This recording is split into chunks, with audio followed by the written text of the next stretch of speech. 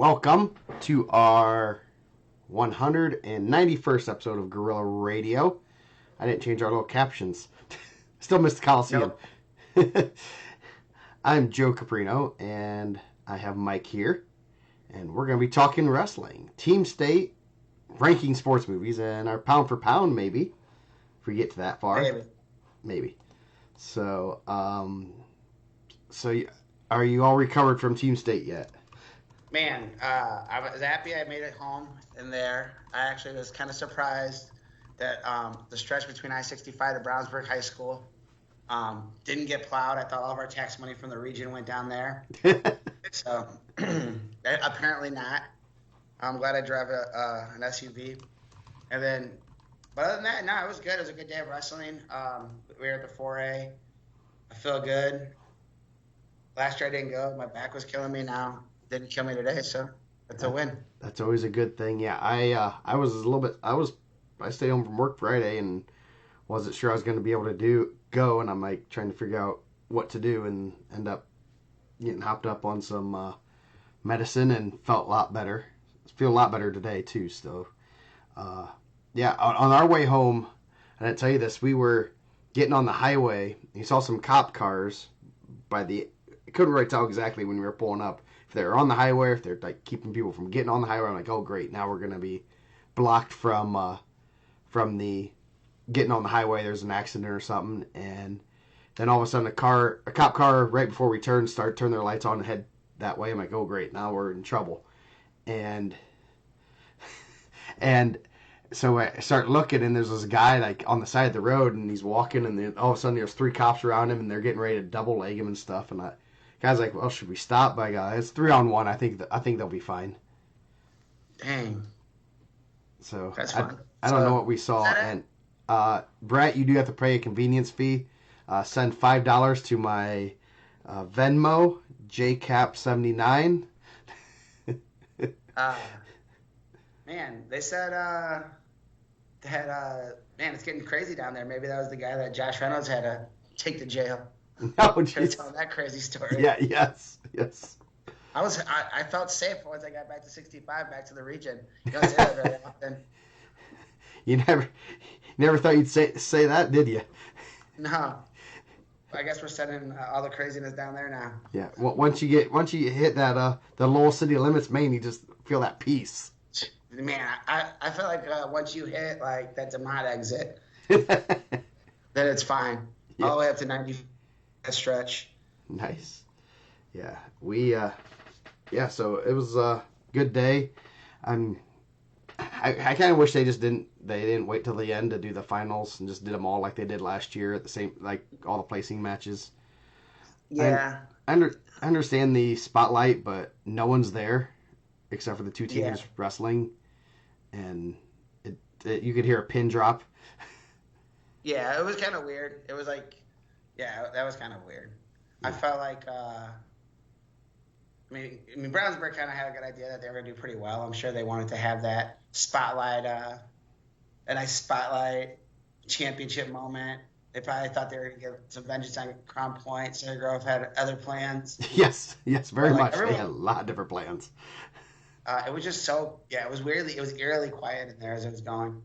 Yeah, and if you have like the other 2, the 5th and the 3rd place matches going, you have 4 other teams worth of fans there cheering, and even the other teams that wrestled for 7th and 8th, they might have stayed for a little bit longer. Like, hey, we'll stay for another hour to see how this goes down, instead of 2 or 3 hours if they stayed previously. So. Yeah. Yeah, it was weird, man. It was really weird. So I didn't like it. I like it like a little bit more rowdy in there. Nick Duke, you are correct. It was nice meeting Nick Duke this weekend. The Coliseum can't be duplicated. I like that for him, but it's not my place. We got to advocate for it. I mean, Justin was there and didn't come over and say hi to us. Jeez, maybe he's one. Man. Dude, and you guys did see my laptop did get vandalized. Did they put that on? Did you not know that, or they put that on there when you were there? They put that on there when I was there. and I didn't know that they did that, Uh, or unless, yeah, but then, and I didn't know that they did it, and until after when I saw it like Sunday morning, I was like, and then I kind of knew when they did it because someone tried to weirdly distract me, and then he's like, okay, everything's fine. But surprisingly, it was the person that I'm pretty positive that did it has never pinned anything in his life, so I'm kind of surprised he was able to pin a sticker on a laptop.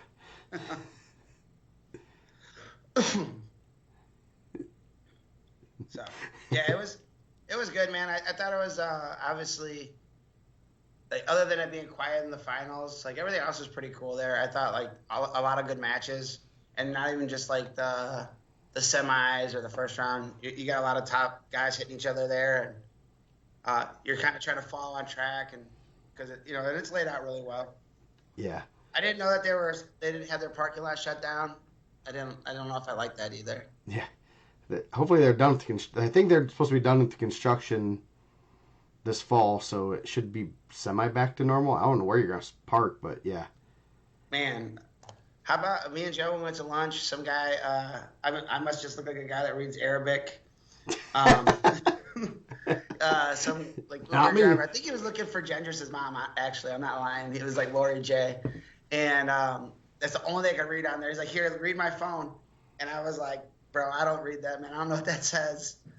I don't know what comma, apostrophe, star, squiggly line means." In August, the field house will be done, thanks to Kyle. Are they naming it after you or Smiley? Or ooh, I don't know. Who are they going to name it after? Skipper? The Alex Skipper field house? I think that has a nice ring to it. So yeah, yes, that is a massive building. So, and then they can hold all of Team State there. That's what I heard they wanted to do. Yeah, I didn't even think that, man. Until someone posted it, like they rolled up all the mats, so Center Grove really didn't have anywhere to warm up. Yeah. And I understand they're trying to get out of there pretty quick, and obviously like Brownsburg has the room. And if Brownsburg didn't make it, would they let someone use their room to warm up? Convenience fee. That didn't even go through my mind, and I completely understand why they're picking stuff up. They want to get out of there like at a reasonable time, like everybody else. But like once someone posted, like, oh yeah, that is kind of sucky. Yes, yeah, that was that was my. I was gonna go on a little bit of a rant. The one guy asking about what the little huddle that Center Grove did at the face-offs, and was that disrespectful? Did you see that? The one post? I did see that. That was your rant for today? Yeah, that's my rant for the day. I'm going to just say, don't find things to be angry about. I mean, we do. I think they do it in softball. I didn't go on there and be like, hey, every time we do the intros for the girls, they do the same thing. Yeah. Like, I didn't want to take away from their, but I mean, the girls bring the hype, bro. Yeah. So, and they could have done it a little bit better. I'm not criticizing. I'm only an amateur huddle person, but I feel like they didn't get like out of the way enough for like when Royce Malone was coming. I feel like he had to like shoulder check their like heavyweight to go to the middle. Yeah, that I didn't. I just every year we get posts like that. The shaking hands. Oh, they didn't shake hands. That team doesn't shake hands. They're disrespectful, and it seems people just want to be angry, and it just perturbs me that just quit trying to be angry and find something to be angry about. Just let them do it. I hate the shaking hands thing. Did you guys shake the other coach's hands? Me Yeah. personally, never. Never. I've never shaken another coach's hand. I mean, like before, like after the meet, like you do. Yeah. Like So I'm not you against shaking people's hands. Yeah. So you are. So that was a. So that was that a Watkins thing, or was that just? I mean, he probably told. I mean, it started somewhere there. I could tell you. I mean, like Essentially, I think he brainwashed us to hate everybody. So it took me a long time to decompress like the hate of everyone around us. So we weren't shaking anyone's hands. I don't even think we really want to shake the opponent's hand. I mean, I don't think it's a like non-sportsmanship thing. Like I'm not throwing my headgear afterwards because I would have got choked. Yeah. But I never even thought about it ever. Yeah. No, I don't get struck out in baseball and go over there and shake the other coach's hand either. You don't? Nah, never. Man, that's good pitches. Yeah, when I get punched out on strikes, I don't like turn around like, "Hey, great call, Blue. That was amazing." I say other things. Yeah. Yes. Man, I couldn't. Yeah. That is that always happens. I mean, it doesn't happen as much on the board now, but they would. Peck and Paul was exactly one that they would always go after, and he'd always have a pretty good response. And I always like, why are we getting angry over stupid things like shaking hands? Did you guys shake hands? Yes. And it Wow. was, I just, the one that I remember is after I lost to a kid, and it was like a decision, their coach was like, thank you for giving him a good match. And that set with me for a year, and I beat their kid. And I thankfully, it was in my head to be like, did I give him a good enough match this time? But it just. We used to go over and just bow. That's what we did. Sign of respect, yeah. Yes. Yes. You shake hands before the meet. You shake hands with your opponent. Sometimes you go out of bounds on something aggressive. You shake hands again. Like sometimes you gotta shake hands, man. Yeah, exactly. I agree. You going to like order your food? Who's actually doing you a service and shaking the person's hand? Like when your waiter comes over, like, hey, thank you. Yeah. Like I appreciate everything you do because those guys actually probably need a handshake. Yeah. Yes. Yeah. It's especially in a combat sport when you're literally fighting. That this guy in the corner is coaching his kid to beat you up and fight you, and then you have to go shake his hand and say thank you for having this guy fight me. What was the other thing? They used to get upset about Crown Point doing the fist bump, right? Yeah. Like that was disrespectful. Like you can't shake someone's hand. Like I don't know. I think we're looking for things to be upset about, right? Yeah. I started doing the fist bump when I came over to Carroll because Coach Raypole he's kind of a germaphobe, and he's like, it's cold and flu season, number one. You want to spread stuff even worse. Hold on. I gotta register that. I don't like germs either, but like I've never heard anyone say that they were shaking hands after being at a wrestling meet because it's cold and flu season. Well, because kids are, and then after their match, and when you're shaking an exorbitant amount of hands, and especially in a super duel, that's an extra 60 handshakes. So he would do a fist bump, and so I didn't. The kids were like, doing like this. So I'm like, I'm just gonna be consistent, so the kids aren't freaked out. And then I had some. Dwenger would never do it. They would literally. I think they coach their kids to go over your hand and go. Instead of I'm like, dude. And one kid did one time I was like this. He's like, shake my hand like a man. I'm like, dude, no. And man, I would say that too. Like, I don't think I was like gutsy enough as a kid to say, like, shake my hand like a man to a coach. I don't even know if I've ever felt like that, even today. I don't know if someone didn't come up and shake my hand. If they were like, hey, shake my hand like a man, I think that would catch me off guard. Yeah, it was. Yeah. Did it make you feel like you were less of a man because you didn't shake his hand? Nah. I usually bring people in for the hug. Yeah, hug. And then you just got done wrestling. Like, I think that's the real sign of respect. Yes. I wish we would have went over there and bro hug the coach afterwards. Yes. Yeah. Yes. I think we shake hands too much. There was a state that recently they like put it in the laws because people were complaining that some teams were shaking hands, some weren't. They actually like put it that you don't go shake the other coach's hand after every single individual match. That they literally had to put their state association because so many people were up in arms about it. I'm like, that's because people want to get angry about dumb things. Yeah. About shaking the hand 16 times before a match. But hey, shout out to Max Forrester because I think he shook every single coach's hand down that line. If there was a parent over there, they're also getting their hand shook. Yes. That dude's a really good dude, man. Like I literally watched him win and like because you just have the benches.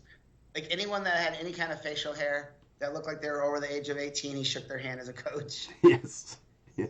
Yes. Dude, Hilton, you are correct. Impetigo ringworm, bro. Flu? Nah. Yeah. I'd much rather have impetigo or ringworm than the flu. No chance. No. Yeah. Yeah. No, I think no. I'll tell you the one with the shaking hands. The one that I always love is you'll have the kids that will shake the referee's hand before the match, right? So Yeah. if we're wrestling and I go shake the kid's hand, the ref's hand, and you have no intent of shaking the ref's hand before the match, the ref will go right to you, and then you're forced to shake the ref's hand. I feel like that one actually. I don't know if I can't think if I ever did or didn't. But actually, I'm not as like. I'm probably more pro shaking the official's hand than I am shaking the other coach's hand. I would say that's gonna get you more points. It is. That is box of sports cards behind Joe, I believe.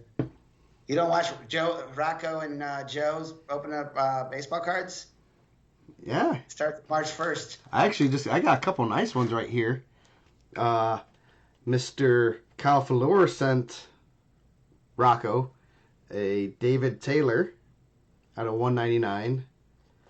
Another David Taylor. And then Kyle Dake. And then we just got this one. Hopefully you get this one signed. This is a Cubs Kyle Tucker if they actually sign him give him a contract for this year. So I never really. Did you feel like if they didn't come shake your hand, they were being disrespectful to you? No, I mean I never felt like I didn't bother me. Like, okay, good. I can go back. I can coach my kid, and I don't have to deal with saying good job or you can't even say anything. You don't even want to say anything because they just got done in the middle of a fight. You have a teenager. Yeah, I never felt anything. I still don't feel anything about it. I think we just wasted 5 minutes of our life talking about something I cared nothing about. Okay, so we're going to talk about Team State now. Yeah, let's start. You want to start with 1A or 4A? I do. Let's start with 1A. Let me go to my handy dandy track wrestling, not USA wrestling, which I'm not opposed to that either. USA bracketing. USA bracketing. Oh, MJ rookie card. Let's see. I got some more. I have some other cool ones here. Let's see. I got a Shota auto. Now it's baseball cards with Joe and Mike. Yes, it's my baseball. Something you don't care about either way. I got that Upper Deck King Griffey Jerry curl, boy. You better have my mom and dad's, maybe. I don't know. And I got I don't know. I have lots of things. That's why I tinker. If you see me tinkering, that's why I usually tinker here. So yeah, hopefully we get the Kyle Tucker since the Cubs convention is this weekend. So get that autograph. So anyway, 1A, real good 1A. Always interesting to see how things shake out there. First round, Dane was probably pulling his hair out because only one of the seeded teams won. That was Northfield, 39-37. Switzerland got that County. vote in. Yep.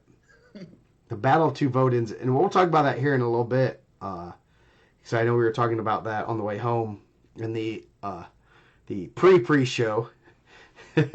So that's the one you really want to get mic'd up. That like call after an event show. Yes, call after an event show. That's the rated R show. Not for language. It's like listening to Scarface. Yes. For The Departed. So yeah, the only one seeded team was the 8th seed.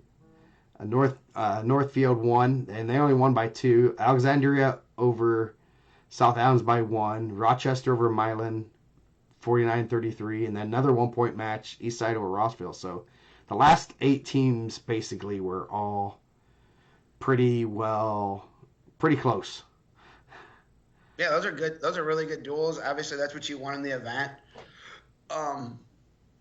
But I mean, there's some good heads to heads there. So. Oh jeez! And Did then someone just say they hate you? Yeah, someone just sent me a They text. don't like you. I'll tell you what it was later. Okay. So yeah, then the things got back to normal. one, two, and three, four, one, two, and three, one, two, three, and four seeds all did pretty well. Rensselaer Central squeaked by Eastside. Eastside is kind of sneaky good, especially because Ethan Fike came back, and just looking at their lineup and talking to their coaches, kind of knew that they might be a little sneakier good than people anticipated, and basically one match difference between them making the semis unseeded, which would have made Dane's hair uh, Well, even worse. I think they kind of hit in some spots where they're both pretty good and they're not maybe as strong as other ones. And we kind of talked about that on the lead up show. I guess the pre-state show was like, especially the 1A, I think it's more prevalent where you have guaranteed wins, and East Side's really strong in the middle, like a middle high, I guess, and Rensselaer has pretty solid down low. So one match, who ended up being the match difference there? Let's see. I'm pulling it up right now. Oops, that's Rossville. East Side and Rensselaer. I mean, East Side lost by 2 at 120. That's probably the closest, and then by 1 at 215. So there's two matches right there that could have gone either way, and they end up not get. I mean, that's as close as you can get. They're in almost made top four right off that, unseeded. So, but they got Lincoln Carter was back, and Ethan Fike was. I think they both been in and out of the lineup, and they have some solid kids up and down the lineup. It looked like they, like you said, didn't match up well as far as none of their studs really met up. So, yeah, so good duel there. Rensselaer Central holding it down for EC. Yep, could have been in all. Well, 3 of the 4 would have been from Fort Wayne, so they blocked the Fort Wayne team. So, and so then the semifinals, Adams Central over Tell City by 1. I believe that came down to the last match. One of the last matches. Let me bring that back up. And Adams Central Tell City, I think that was one of the last matches. Thought someone said there was a match that kind of got Adams Central lost by 1 there, but yeah, they were down by they won 4 of the last 5 matches, and 3 of them were by pins. So they had to get pinned.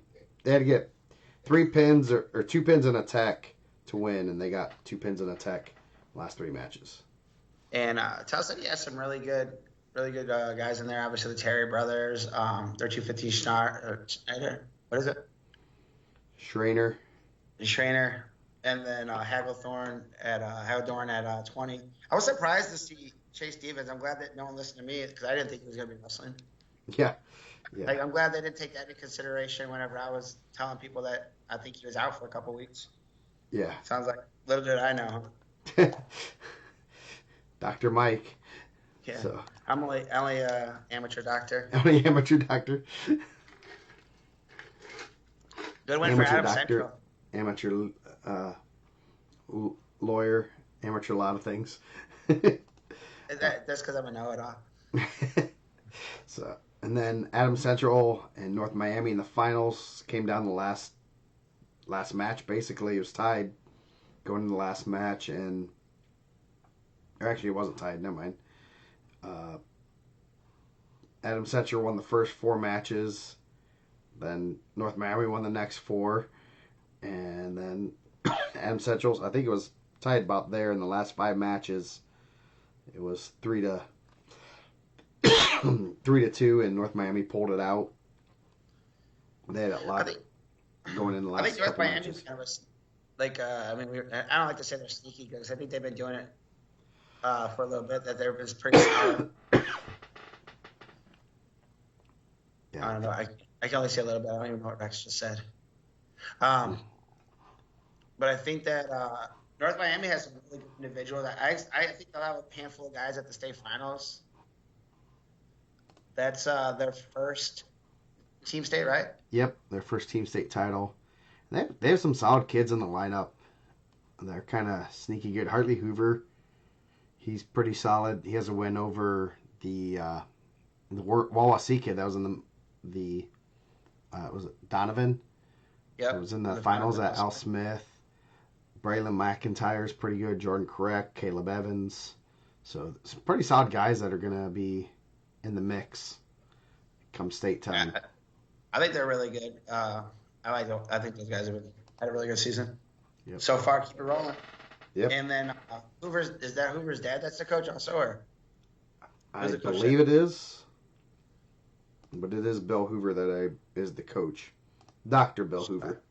Dr. Bill Hoover. Congratulations, man. So, 2A, more to seeds. Chittard over Hanover Central, Mount Vernon over Crawfordsville, Heritage Hills over Yorktown, and Purdue. So all the seeds won first round. Second round, all the seeds, the right seeds won, I guess, if you want to say it that way. Man, they said they had a switch match in that Purdue Polytech in Owen Valley. Huh? Yes, I heard. I heard someone got to meet, officiating legend, the general. Yes. I mean, I'm not gonna go into all the details of what was happened or all that, but that's probably not the guy you want to be extra aggressive with. No, if yeah, that's if we're working refs that you don't say things to that you want to piss somebody off with, that's not the one. Yeah, He's number one ranked. That is consensus. I don't know, man. I feel like Roger's climbing that ladder. Roger had me throwing people out of Smith. He might be number two there. There's I mean, I think that'd be an easy top 5 list of refs you don't try to be a smart aleck with. Yeah, that'd be the next ranking. Yes. Mate, that'd be a fun one. I bet we'd get lots of comments. We could maybe. I'm trying to get in the good graces again. You're trying to get on the good graces again? Oh, boy. Okay, well, we won't talk about it, but yes, there was a little bit of an incident, and the general took care of it. And I think some coaches have never seen him, never had him as a ref before, and said some things that they realized they probably shouldn't have to that ref. So. It looked Not like all like- those matches in the first round were pretty good too. They're all relatively close. Chittard over Hanover, Mount Vernon over Crawfordsville, Heritage Hills, I mean, all within like 10 points. Yeah. Over Yorktown, except for Purdue Polytech up by 30 or 29. Yes. So then a lot of fun stuff in the second round. Had Garrett and Chittard, and it was close early on. I know I was kind of keeping an eye on that one, and had a big upset in that one at 144. Second match, Bustamante over Fielden 9-6, and Chittard won the first 3 matches, so they were up 19-0 or 15-0, and then even after 75 they were still leading, and then Garrett went on a pretty big run and ended up, they were up 21-9 and thought it might be kind of close. Depends on what they had there, and then it kind of got out of control pretty quickly. Yeah, Garrett's pretty good. We saw him at the Al Smith. They scrap. Yeah. And then Mount Vernon and Belmont was not even close, 68-9. Delta Heritage Hills, I thought that might be a little bit closer, but Delta, I think probably match up a little bit better with them than it would have looked like because, Stevens wrestled 90 there. They didn't even wrestle. Did Goldsberry not wrestle? He did not wrestle. Oh. Okay, that makes a big difference. Yeah. I guess I didn't even notice that until now. So, yeah. So that makes a big difference when you don't have... Yeah, it's probably, 9-point swing at least in a It's lot an of those 11-point matches. swing right there, 12-point swing there. So that makes it a little bit different. So hopefully he's back soon. Hopefully it's something just minor. Well, yeah, so I didn't even notice that. Purdue Polytech versus New Prairie was fairly close. It was close until the last, they made it closer. It was 46-31. So there's, as Coach Morgan said, there was a path to victory. We just didn't execute that path. Yeah, sounded like that MJ Staples and Silas Foster match was really good. I think the professor wasn't happy with some of the scoring in that. Yes, there's some. Go watch that one. There's some It was a points good match. awarded. It's a really good match. Yeah, points awarded, then taken off, and kind of. I mean, when there's 7 points awarded, then taken off the board, that makes a big difference. Yeah. Not gonna. Yeah. That's the easiest way to put it. So I mean, I don't know if Foster would have won the match still, but it would have been, or Staples would have, but it was still a good match, and definitely two guys that might be seeing each other at state. Oh yeah. I mean, depending, obviously, some talk of weight changes and things like that, but those are two guys right up there. Yep. And then in the semis, Garrett over Belmont 49-27. Another one was pretty close up until we hit about 106, and then Garrett did really well down low, and that's kind of what got them to where they need to be. A couple good matches in there. Brian Barrett over Sam Wolpert. Grady Baker over Jacob Reynolds. And then that was two of the bigger matches there, but good duel there. Obviously, they have a nice little rivalry. Been like that for a while. Delta over New Prairie. That one, Delta came from behind. They won 37-33, and they had to win the last 6 matches with many a bonus, and end up pulling that one out. So it was 33-7. They scored 30 points from 106 to 138. They're pretty good down low. Yeah, they're really good, and they're missing one of their better guys. I think we kind of talked about possibly Harder Road getting approved for this. I think he ended up not. Obviously, he didn't wrestle, so. They won that match at 6-4, but I think he's probably a guy that gets bonus maybe. Yeah, definitely.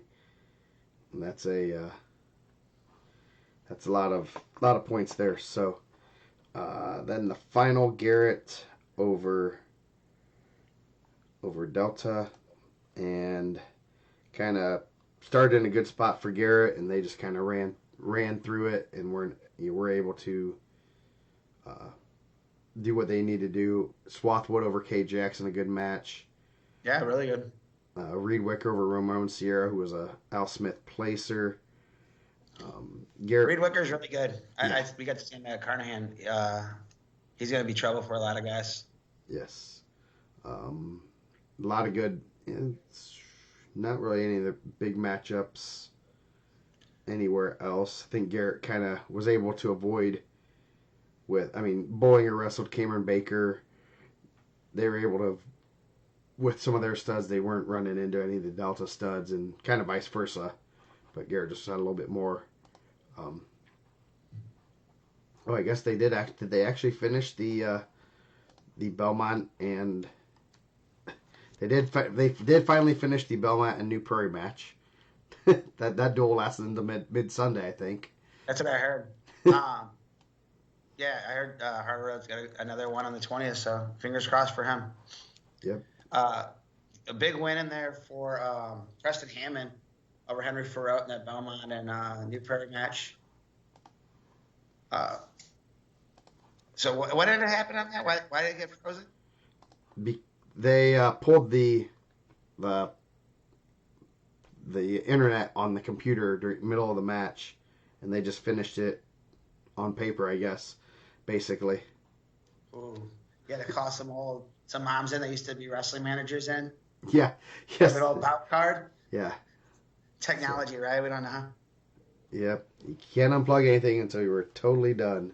So yeah, Preston Hammond 17-3 over Farote. That's a big win, and Yeah, I'm sure that'll shake up the rankings a little bit a little bit.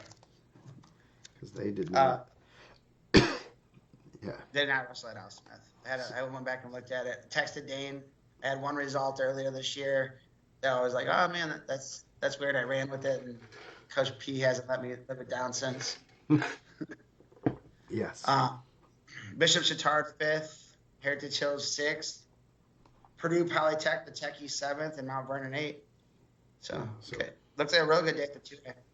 Yeah. And so for the first two, we were talking about it on the way home. Where did the vote-ins end up? In 1A, it was Eastside, Northfield, Rossville, and Switzerland County, right? Yep. So it was 6, 7, 9, 10. So that's solid. Not last. And Eastside was one match away from being top 4. So, and they're actually the last ones in, right? Were they? Well, no. No, they weren't. Okay, I was thinking another one. Oh, actually, that's 3A. Where the last one in got. 2A was not as good. You had Purdue Polytech, Hanover Central. Purdue Polytech was 7th. Hanover Central was 9th. 11th and 12th were Crawfordsville and Owen Valley were both vote-ins, correct? Yep. Yeah, so not sure who was. Jay County was in there. Yeah, that was the alternate. Was Jay County. Yeah, Jay County was the alternate. So, we can argue whether they would finish higher than 11th, but they probably could have asked them to run it out. I mean, yeah, their team was there. They could have challenged them. The wrestling match, and then we'll start. 3A was Bloomington South, who was 6th. Lowell was 7th. Greenfield Central was 11th. Who was the last one? It was Floyd. No, Floyd wasn't. And Collie, Hobart. Franklin. Okay, Franklin was 5th. So 5th, 6th, 7th, and then 10th. So pretty good voting there. And then obviously there's only 2. There's Homestead and Portage. They were both 6th and 7th in 4A. So yeah. So at 3A, Hobart over Martinsville first match, 52-27. I mean, I don't think these ones were like New Haven and New Powell was pretty close. Yeah. Yeah, New Haven without Doster. And obviously New Powell from last year lost Hornsby. Yeah. So big difference there. Bloomington South over Greenfield Central, Floyd Central, and then so all the seeded teams made it through. I think there. And then they will only upset of the top 4 seed Hobart over Lowell. That was a crazy match. I know you saw both that duel. I mean, you saw the results and kind of know them a little bit more. You want to go kind of what changed? Yeah, I think I don't think Hobart had a very good Al Smith. I would be willing to bet Coach Joe Hansen would tell you the same thing. I don't think it was their strongest showing there, and so I think that was a bad representation of how good Hobart is. The first duel was pretty good. They moved some guys around, and they were able to. So some of the things are going to be a little skewed. And I know there's a couple come from behind, and momentum I think is a real thing. I don't think that people maybe might say, "Oh, momentum's just as strong as the next guy." I think once you get rolling with teenagers, it's different. Timmy James, I believe, won the first time. He lost to Dominic Rivera, who was up a weight last time. They forfeited to Costello, bumped Bradley Rivera. He ended up getting pinned at 175. I mean, you take the first 3 matches, 4 straight pins, pin at 190. They didn't have Alec Tatum in, so maybe Aiden Granger's the new Indy. I know Tatum was a state qualifier last year. And then you kind of run into some of the guys that Lowell is pretty good. Aiden Abad got a tech fall. Cameron Hazlett and Luke Juris last time. Ended up being a decision. This one, I mean, I'm not there, so I have. I probably would have. I probably would have bumped Quarles to 13 Russell Doing. They put their backup and Gavin Glory out there. Don't I believe maybe at regional, maybe semi-state guy. To be getting a big win for them, which is a reversal from the first duel. So I think Longoria got pinned. Yeah, And then Longoria. they I have put the duels up. Longoria beat Hobart's backup, Yep. Hunter Przymbilinski. Yep. So So last time they bumped Verduzco to Mata, he got a tech fall. They just raised his hand. Mata bumped up to beat Mallory. Aubin lost to Robson last time. Aubin beat him 1-0. Johnny Jetta repeated Janda. They forfeit to Stanley at 44. He can't go to 50, and Daniel McGill bumps up and pins. So I think Hobart did a really good job of getting the matchups that they wanted and they made all the right moves. yeah, And that goal. Congratulations, Coach Johansson. yeah, it was 51-23, It's and they that. reversed that to 39-30, which is kind of crazy. Yeah. Fighting I mean, 16 points. I think when I seen the draw, I thought it was going to be kind of difficult. Like I think anytime you wrestle probably one of your conference rivals, maybe your biggest conference rival, it's always going to be an intense duel, and then you're doing it with a lot more on the line. And Coach Johansson said, "Hey, man, we figured it out." Yeah, and I'm guessing where uh, I'm guessing the flip went basically to Hobart's, so they could make their moves after, but also they once they knew Noel Verduzco wasn't gonna go 13, they already knew they could bump because they weren't gonna. You can't double bump Verduzco. Yeah. So same with Stanley. Stanley waiting. I mean, so I guess it didn't even matter once they knew at 138 who was going, Mm. they could make that decision at 44. It wasn't like that was where Stanley weighed in at. So They and Lowell got two kids pulled at the weigh-in, I guess, for skin check. So that sounds like the skin checks at 3 were better F2A.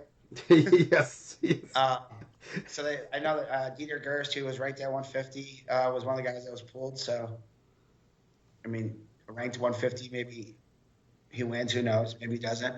Yeah. But hey, you wrestle who's out there, and congratulations to the Brickies. Yep. And then the Brickies, they weren't done. What was the other semifinal? Ron Cali over Columbus East. Yeah. Ron Cali over in the other quarter bracket. I guess the top half of that bracket, Floyd Central over Franklin Community on tiebreakers. Yeah, that was a good one too, right? Yeah. So and I know. They came out last match. They needed a tech, right? Yeah, they needed a tech, and that was a. Let me bring it up. I think they needed a tech, and I'm like, who are they gonna? Where was it? I gotta look at it now. Where'd it go? Hobart, Floyd Central, Franklin. Yeah, Floyd Central. Yeah, they needed a major, and they got the major 15-5, and they won because they won 8-6 in matches. So Franklin had 6 wins, but they did not have enough. Man. And then obviously, like as it's going on, like Floyd closed out with 5 straight W's. Yeah, Like that's it's tough. huge. And You got yeah, and you needed, 3. You need 4, at least 4 with bonus points. 4 points in bonus against some pretty good, solid kids from Franklin Community, knowing that they can't give up bonus. yeah. Yeah. So, yeah, that's kind of crazy. They're 30-9, and came from 21 down in the last 5 matches. There's no room for error there. So, congrats to them. Obviously, a good match, and that's why we always like 3A always has some great matches in it. And then semis, Hobart 40-30 over Floyd Central. Then Roncalli over Columbus East. And did they pull the? That's the one where they pulled. They only won 6 matches. Yeah, I Roncalli. believe so. So we mentioned it as one of the best moments, and then it happens again. So imagine that. So let's see where to go. Columbus East Roncalli, because I think 1, 2, 3, 4, 5, 6. Yeah, they got a pin in the last match. Came down in the last match. It was 33-30. They got a pin. So they only won 6 matches, but won the duel. So they pulled a Carroll. Yeah, they. I mean, obviously, Columbus East is really good. Got a nice text from Coach Cooper the other day. I sent the last response. He didn't respond. So. So yeah. But that's a really good duel. Yeah. Planteco over Caleb Cooper was a big match there. By pin. So that was probably one of the bigger matches, and kind of crazy that you see the 8-6 in matches, but the win goes to the team with less. Man, did you see? I mean, and not like to get too far off it. Did you see the Terre Haute South and New Palestine results? No. At 144 or 138, Nathan Bryan over Gunnar Butt, 29-second fall. That was a no, I did not. Sweet. If you guys want to see a good cement mixer, I'm pulling it up right now. it was pretty good. Someone sent that to me. They're like, I mean, obviously I seen the result of it all, and Nathan Bryan's really good. But man, when he sent it to me, like I was like, oh, first 30 seconds you're going mixer, okay. That's one way to end a match. Not give him a chance to fight off his back. So yeah, that's an interesting. That's a good way to get after it. Not messing around. Did you pull it up? Yeah, I'm watching it right now. He's got him snapped down. Oh boy! Oh, that was tight. He got that really tight, and that was a long time to be fighting off your back. Yeah, that's kind of. He kind of let up for a second, and I'm sure Butt kind of okay, I'm good. Then he hit it. So finals was Hobart Roncalli, and came down. Last few matches, Roncalli won 38-34. Came down to Costello and Dozier. Could have been a little bit closer, but that was a really good match there. Anything you saw there that kind of jumped out? I did. I also got another video review at 144. If you want to go check that one out too, we got a 38-second fall. We got a defensive fall on the tilt, which I'm sure Hobart, kind of, even though they got the dub there, I'm sure it still kind of burns from the state finals a couple years ago. Yeah. Did you see it already or no? Yeah. Oh yeah. Yes, I did see it. We I think we talked about that for a little bit. Yeah. And, via text. Yep. So I'm sure that's one of those things they felt like you're happy in the moment, but you're like, hey, I remember this happened to me last time. Yes. And the ref looked eerily similar to the one that called the one the last time too. Yeah, I think someone called him Greg Mo one time, but it's definitely not Greg Mo. No, that is not Greg Mo. Good win right there for Mancia. Hayden Mancia out the bat over MJ Morton. Hobart came out rolling. And then I think, obviously, Roncalli's really good down low. You got a forfeit, fall, major, gets over Mata. 26 was a big one. Yeah. That's a huge one. Gavin Kemp over Seth Aubin, real tough freshman. I think when he go headlock right off the bat. He went hip toss, put him to his back. I was watching it, kind of the stick figures, and then so I was like, oh crap, Aubin's down 7-0. That's Kemp knew he was solid, but he's like, you think that's a win for Aubin. And then all of a sudden I saw that Aubin got pinned. So then after Aubin got up, he went a tie headlock. And that was it was tight. And that was that probably is a match that I'm sure Hobart was expecting to win there, and that would have changed the outcome. Even Oh if it would yeah, have become a decision or major, they had a chance to win in that last match with Costello. You're ace in the hole right there. yeah. You're talking about a guy, a senior that's been in your program since he was a little kid. I seen that they posted their elementary duel with the same team. I think they were runner up or champ. Hmm. And then I mean, state medalist, beat Charlie LaRocca last year at the Al Smith. Like, yeah, you're probably thinking you're getting dubbed there, and you're definitely not thinking you're getting pinned. But like I said, momentum. Like you go 6 fall, 13 fall. State medalist gets a major. Kent fall. Jack Richardson will probably more another tough freshman major. McHugh over just fall. And then you get the defensive fall of McGill over Plateco. Yeah, go check that one out, and don't mention the ref's name, but feel free to comment. Yeah. And then then it comes down. Dozer's a returning state qualifier. That I mean, it's over. Like even if you get to fall there, it's still only 36-38. But one or two matches there changes it. Yep. So good duel. 3A as always is always kind of fun. Is real fun to watch. Obviously, a couple upsets. Those are always fun to watch and fun to see. Like the Hobart over Lowell thing just was crazy, and I think they kind of were more prepared. They're prepared for what was going to happen and had a game plan like, hey, if you guys are going to bump, we'll just bump away. We'll give you your points and then beat you up.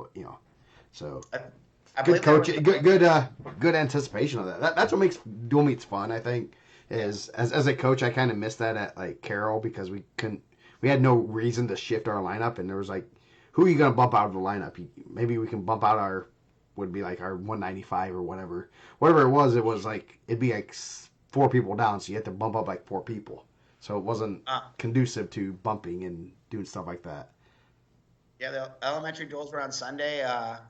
I know I went last year. I didn't check out the results this year, but Ron Colley and Hobart was 1-2. Ron Colley beat him, I think, on one match last year too. Oh, geez. So a little rivalry there. Starting to build a little rivalry. I know Ron Colley got him in football too, which probably means more to the Hobart community, Yeah. less to our community. Yes. Yes. Very much so. So 4A is where we were. We spent the day talking with lots of people. Yeah. So great day of wrestling there. Just it's so much. I will agree with everyone that says it should. I think more people would rather have it at the Coliseum than wouldn't.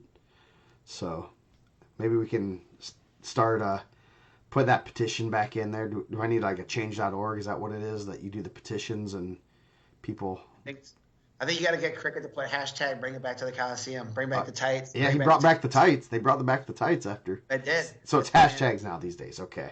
He gets things done. Yes. Bring back the Coliseum. So maybe we can like get like charter jets for people out of Evansville or something. Was that the complaint that it's too far? I'm sure the people in the South didn't like coming that far.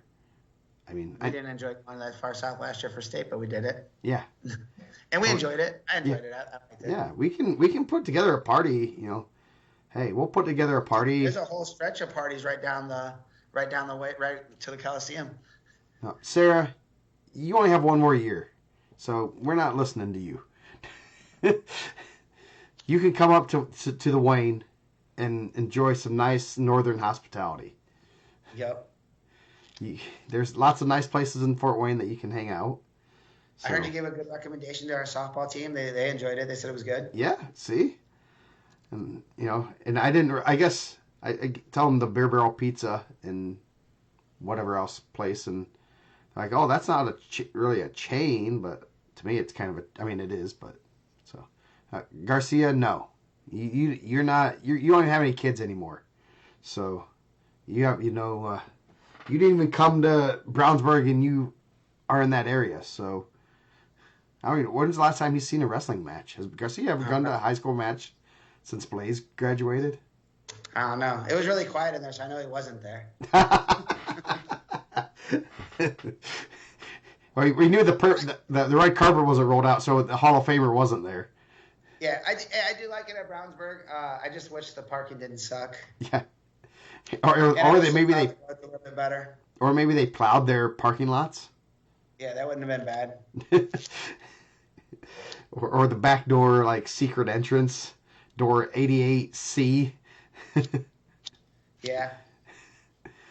I mean, like they did a great job. They hosted really well. Um, Obviously they do the single spotlight, which I mean, I know you're not a spotlight guy.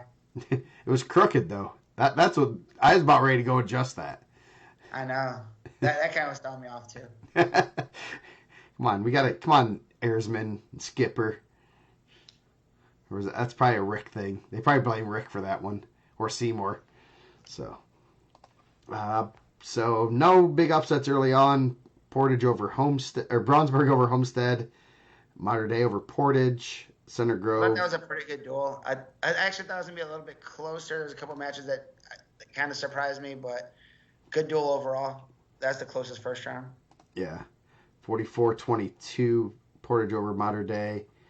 Um, wasn't that Alden Walker one was? It was a little bit close. Oh, it was 8-3. Then he pinned him. Mm-hmm. Set Walker over Manning. Henderson over Cameron Woods. Matthew Schrader over Cooper Wilkins. Then yeah, so that was biggest one. Center Grove over Avon. I think they wrestle again like this week. So they had So some really good matches in there also. yeah, Bridge over Brown. 5-4. That regional's gonna be decent. 106 regional. Yeah, that if you're a 106 pounder, that's like in the not in like the top 10 probably. Probably even if you're in the top 10, probably not the top 5. You probably should be thankful you're not at the Mooresville regional. It's gonna be tougher than qualifying out of a lot of semi-states. Yes, qualifying out of any other semi-state. Yeah, at 106, it's pretty nasty. I think what do we say? I went like 6 deep with guys that are ranked there that all could probably medal. That I would be surprised if they don't medal. Maybe 7 guys, Yeah, that's depending on an injury. yeah, that's nuts. So Royce Malone over Mason Gels 4-1, and then Syra over Breedlove 8-0. Any other ones that Rio over Brown. Rio over Brown 10-5. Hey, man, I feel like we skipped over one, right? Like for Brownsburg and Homestead. Shout out to Robbie Leahy, man. I feel like he catches a lot of smoke. He got a dub in that match. I feel like he's been in a lot of tough matches. They wrestle a national schedule. He got the dub there. Andy wasn't afraid to possibly list some suspects in the vandalism of my computer. So I like Robbie Leahy. Might be my favorite Brownsburg wrestler. So It's up there. It's close. yeah. So yeah, and then Cathedral Crown Point 56-12. Lavin over Newell. Let's see any other close ones. Salas over Hardin 4-1. Rematch from the Al Smith finals. I feel like Bismeyer and Gavin Lewis was like kind of back and forth there too. Yeah, it was close until I think Lewis scored late. Yeah, he got a takedown late, so it was 6-3, and he got takedown at the end. So, Tate St. Laurent over Westfall. That was a reversal from the 3rd and 4th place match at Al Smith. and then let's see, Gendris over Bayless, Hawkins over Crowley. So yeah, nothing. The first two, St. Laurent, and then Reyes. Obviously, those are some big wins. Second round, Brownsburg Modern Day. The feature match there that we were all looking for is Schaefer and Braylon Reynolds. And Schaefer 10-3. That was... And we kind of talked about this in some other matches. I think someone on the board posted, he dominated him. I was like, I mean, we were there. It wasn't really, I didn't ever feel like it was dominant. Like, Nah. I think there was some good scrambles. Braylon hit a couple arm spins. Isaiah is really good. But with the 3-point takedown, it looks a lot like further, right? Yes, yeah. I mean, he got what, 3 takedowns. And an So escape. yeah, and an escape. So that's, in all honesty, that you take away 3, it's 7-4, looks a little bit better than 10-3. Yeah, so it's, and then obviously that last one, I think the last one was in the third period. Yeah, the last one Yeah. was in the third period, so that's kind of a go for broke, I gotta get after it type takedown. So Yeah, and Schaefer's way too. Not that Braylon can't score those attacks, but like Schaefer's so fundamentally sound. Like it's like you're not gonna take a non-setup shot and take him down. I'd be shocked if you shot from distance and was able to get him down. yeah, so that should be, a good one to watch later on, and I'm sure the Brownsburg staff will make adjustments to, get them there. To make it closer and maybe beat him. We did. I guess we do need to mention Jake Hockaday wrestled his all 3 matches Saturday against three pretty good guys. Had a good Yeah, I day. think yeah, I did. I think everyone saying that he wasn't going to be able to go, he looked pretty good Yeah. wrestling this weekend. He's, if you listen to the interview, I talked to him afterward, and he said his lungs are burning a little bit. So he definitely says that's kind of where he needs to improve the most right now. Just get the lungs back and get ready for 3 or 4 matches and good matches in a day. And Team State's probably about the best place you can get that simulation because he wrestled all 3 guys Hunter had state Douglas, experience. So yeah, Hunter Douglas, top 5 guy. Uh, yeah, Schaefer, top 5 guy. and Goss, Uh, Goss, top 5 guy. So yeah. So um, any scoring points is going to get burn the carbon out of your lungs, right? yeah, Maybe yes, tech fall and a major 19-5. yeah. So any other matches there that Ty Henderson, Landon Haynes was pretty good, 4-0. Another guy, I feel like he was lower in the rankings. I know we got Garcia here. He was giving me business about it, but it was good to see him get some dubs. yeah, Haynes had been struggling a little bit, and then we'll talk about the next match later. But he had a pretty good day. And then Center Grove Crown Point. This was that was a crazy one. Yeah, as it's going on, like and I had it split. I mean, we kind of had some results from that they had hit at the Al Smith. Um, so I think prediction wise, I think I had Crown Point tight, but there was a couple spots where you're like, oh, that could go that way, and then even off the bat, I thought like, oh, it's gonna be tight. Breedlove and Tegan Newell 8-6, and Newell's attacking, so I actually had that bonus the other way. I mean, Newell coming up from 106, Breedlove coming down from 165, Yeah. so going in different directions. Yes. So at that match, I was like, oh, that's probably a win for Crown Point. And then Van Ticho was at 57. He wrestles Vanderloo Garten, which he won at Al Smith. And then he loses a good match there. Stitch with a fall. Weems is a pinner. That's a fall. Did Weems probably got all 3 falls, right? He might have. He must be a salary guy. He's not getting paid by the hour. Let's see. Yeah, he didn't get out of the first period. Yeah, he's pretty good. He and the crazy thing is like these guys know the cross-face cradle's coming and he's still able to just like lock it up and stick people. I'm guessing that the grip strength there gets that locked up and game over. Need to get one. Have you seen the grip strength videos that they like USA Wrestling was doing and stuff? They did one like Lucas Davison had a crazy number when they were at Northwestern. Yeah. Might need to get one of those and see. So you think, and then so Salas gets a stick. So you're thinking, okay, here's where Crown Point's going to start running it back a little bit. They weighed Lucas Samborski in at 215. They run Austin Reading out against Ben Lowe. He had beat him at Al Smith, so they reversed another win. So it's 2 reversals of what Al Smith was. Samborski gets a major against Miguel Flores, which I believe their backup. He was wearing a different color singlet.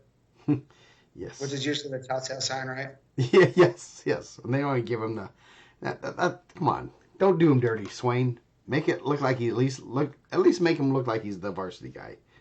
Yeah, I mean, and he's been in the lineup. Like he Yeah. was in the lineup last year. He's been, off and on. So, And I know so he's wrestled for a while and stuff, and so he knows and what he's doing. But that was a win. I mean, we were talking there. yeah, That was a win because Flores, you were expecting that he would get pinned. I mean, there's no. I mean, yeah, I'm sure the Center Grove coaches were like, well, we would love if you trash. got decisioned or majored, but we're kind of putting this one down as a pin because we Well, don't know what's we know Samborski's number one guy in the state for a reason. So he pinned the varsity guy at the Al Smith, yeah, right? So like obviously they knew something that we didn't know, that they're gonna send out Flores and that he's maybe, I don't know, better at saving points in that situation. yeah, I don't know. I didn't ask them, but obviously it worked out for them. Yeah, that's a win. That guy's coming off. They're excited. They're celebrating it like that was a win. yeah. That's, And that's as we talk about. There was some momentum building there. Vanderlee Garten with the win. They won. Obviously, Stitz and Weems were should win matches. So yeah, that and then you they get obviously Ben low. Lowe over Reading was a big match. So you're get that momentum right there is probably about the peak you're getting it because you're running into Brown. You're running into your horses. Brown, Yeah. So Thrasher, Malone. well, yeah, you go. Brown gets a tech fall, which is a point saved for Crown Point because he pinned him at Al Smith. Hmm. I bet that's tough, and I know like a lot of the guys we were talking to, Sean and Ryan, and there's a lot of contenders guys in the finals. Like when you train with those guys so much, I'm sure it's difficult, like one way or the other. And Brown and Westfall trained a lot together this summer. Justice Thrasher over Colin Strayer, another reversal from the Al Smith. Hmm. Strayer had won that. Royce Malone, what? I guess not defensive. Would that be? Defensive fall when he's in like that waterfall position.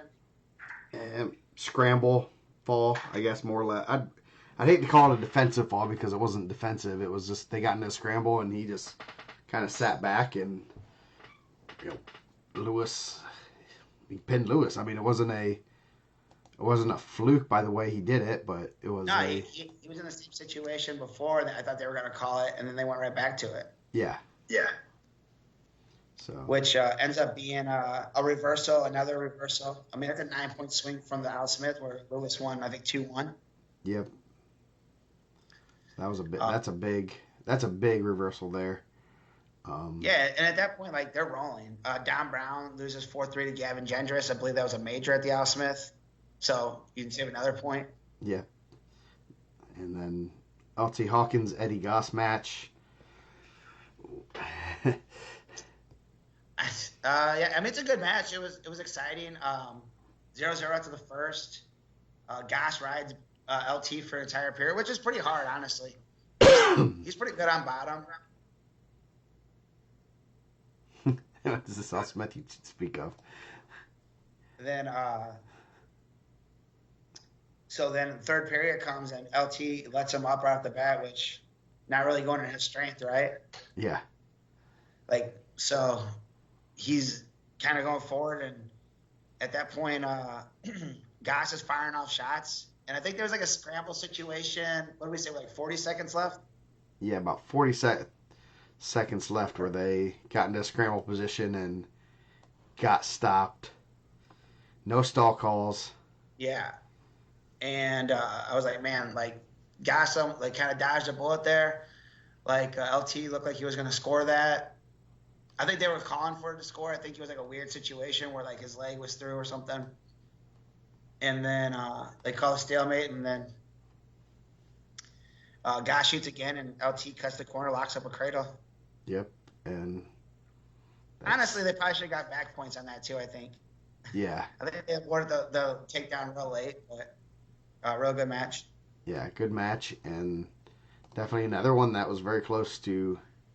Actually, they didn't wrestle, so it wouldn't have been a reversal. But then Donald Bowie was running brackets at the Al Smith that day. yes, he was. OW, Donald Bowie. OW. I Donald, don't know if that's true or not. Unofficial OW. yes. Official on the east side.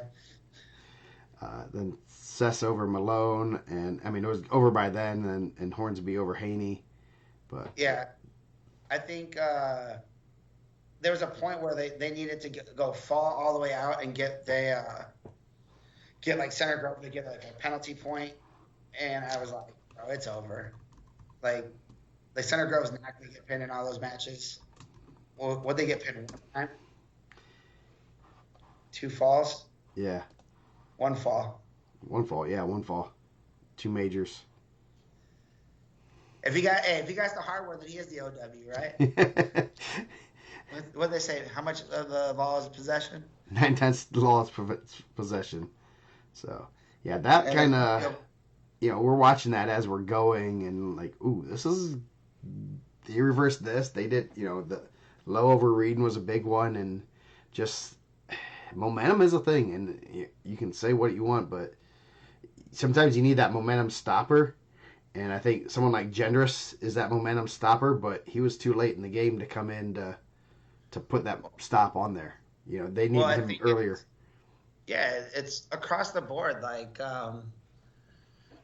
you see, like the guys you're training with, getting me like. I mean, obviously you've coached in big duels, like where you've wrestled guys. Like, when you're looking to reverse matches, like in a realistic thing, like obviously you're gonna. Well, all my guys expected to win, but like you're trying to reverse a match. Like, how many you actually think you're gonna get? Yeah, you never think you're gonna reverse in a match, kind of this magnitude. You're gonna say, yeah, we could reverse 4 or 5 of them. You're not going to expect you to actually do that. I mean, I'm sure even you talk to Swain, and he might not tell us the full truth, but he's like, yeah, we thought we could win all 4 of those matches. Did I think we'd actually win all 4 of those? No. I mean, that's the law of averages say, no, you're not going to be able to reverse all of them, but hey, if you get a couple of them, you guys are in it. That's what they're thinking of. There's these close matches that they can get, and they got those, and that's huge. And that's as a coach, you're hoping you're trying to find those matches you can reverse to make it, give yourself a chance. And they did it with 4, and then kind of just made it look really ugly real quickly. Yeah, shout out to Coach Swain and his staff for having his guys prepared. They were pumped. Every match, they were, like the excitement was definitely on one side and not the other. And early on, like it was, those guys were pumped and the other side was not. I mean, obviously they're not winning matches, but and hey, going back to the handshaking thing. Can you imagine if you had to shake every Crown Point coach's hand? They got like 15 dudes over there. You'd wrestle 2 hours. Yeah, and that's if they pin you all the time. Yeah, like those guys, you have to go over there and shake every coach's hand. Like, yeah, there's 25 dudes over there, man. Their Michigan City duel still takes 2 hours just because of the handshaking. Yeah. Like, dude, come on. Shout out to Michigan City, man. My boy Cody Stuck. Don't go at them like that. Sorry, Cody. They're coming up. They're on the come up. They're on the come up. But, like, yeah. So, I mean, Coach Wade had those guys ready. And, like, they were doing their job. The guys that needed to save points, and the guys that needed to get the wins got the dubs. Yeah, and it ended up being not just 1 or 2 guys that reversed some losses. There's 4 of them, and that's the thing. Like I said, it's and they. I know some coaches kind of point out what your job is, each guy's job, and that's what they kind of think. Some do it a little bit differently, but obviously, if they're starting to get excited with that second and third matches, things like that, they kind of know where the momentum is. The kids will start sensing, okay, Vander Lugarten reversed that match from Al Smith. Okay, we're starting to get excited. Then obviously, honestly, and Van Tichel, I thought was really impressive at the Al Smith. Yeah, I mean, he was right there with Rowdy Bush. He was right there with Costello. He'd come down a weight, and like huge match for Vander Lugarten. Like, yeah, that's a great win. Yeah, both down a weight too. So and Stitz did weigh it in at 65. So I don't know if you've gotten any confirmation or whether that's gonna be I'm gonna assume it's permanent because they weighed in at 57 and 65, Vanderlugart and Stitz, and you know who knows what will happen in the end, but I don't know if Stitz looks a little bit thicker than Vanderlugart, so maybe they made that switch based on how they wrestled at Al Smith or something. I don't know, but something Well, to kind Stitz of was look at forward to, 57 or maybe last. just text Swain about. Yeah. Well, Stitz was at 57 last year. I'm sure that's hard to hold, and he was at 57, right? Yeah. Yeah, yeah, And then Vader Lugar was at 38. So yeah. like I'm assuming like just by the growth rule, one's a lot easier for the other one. So good, Should we great, go? great Go ahead. match there. So what's Yeah. one? Any? Double them up, man. Hey, like Center Grove doubled them up. Yeah, Like Wrestlebacks, Cathedral, and Avon.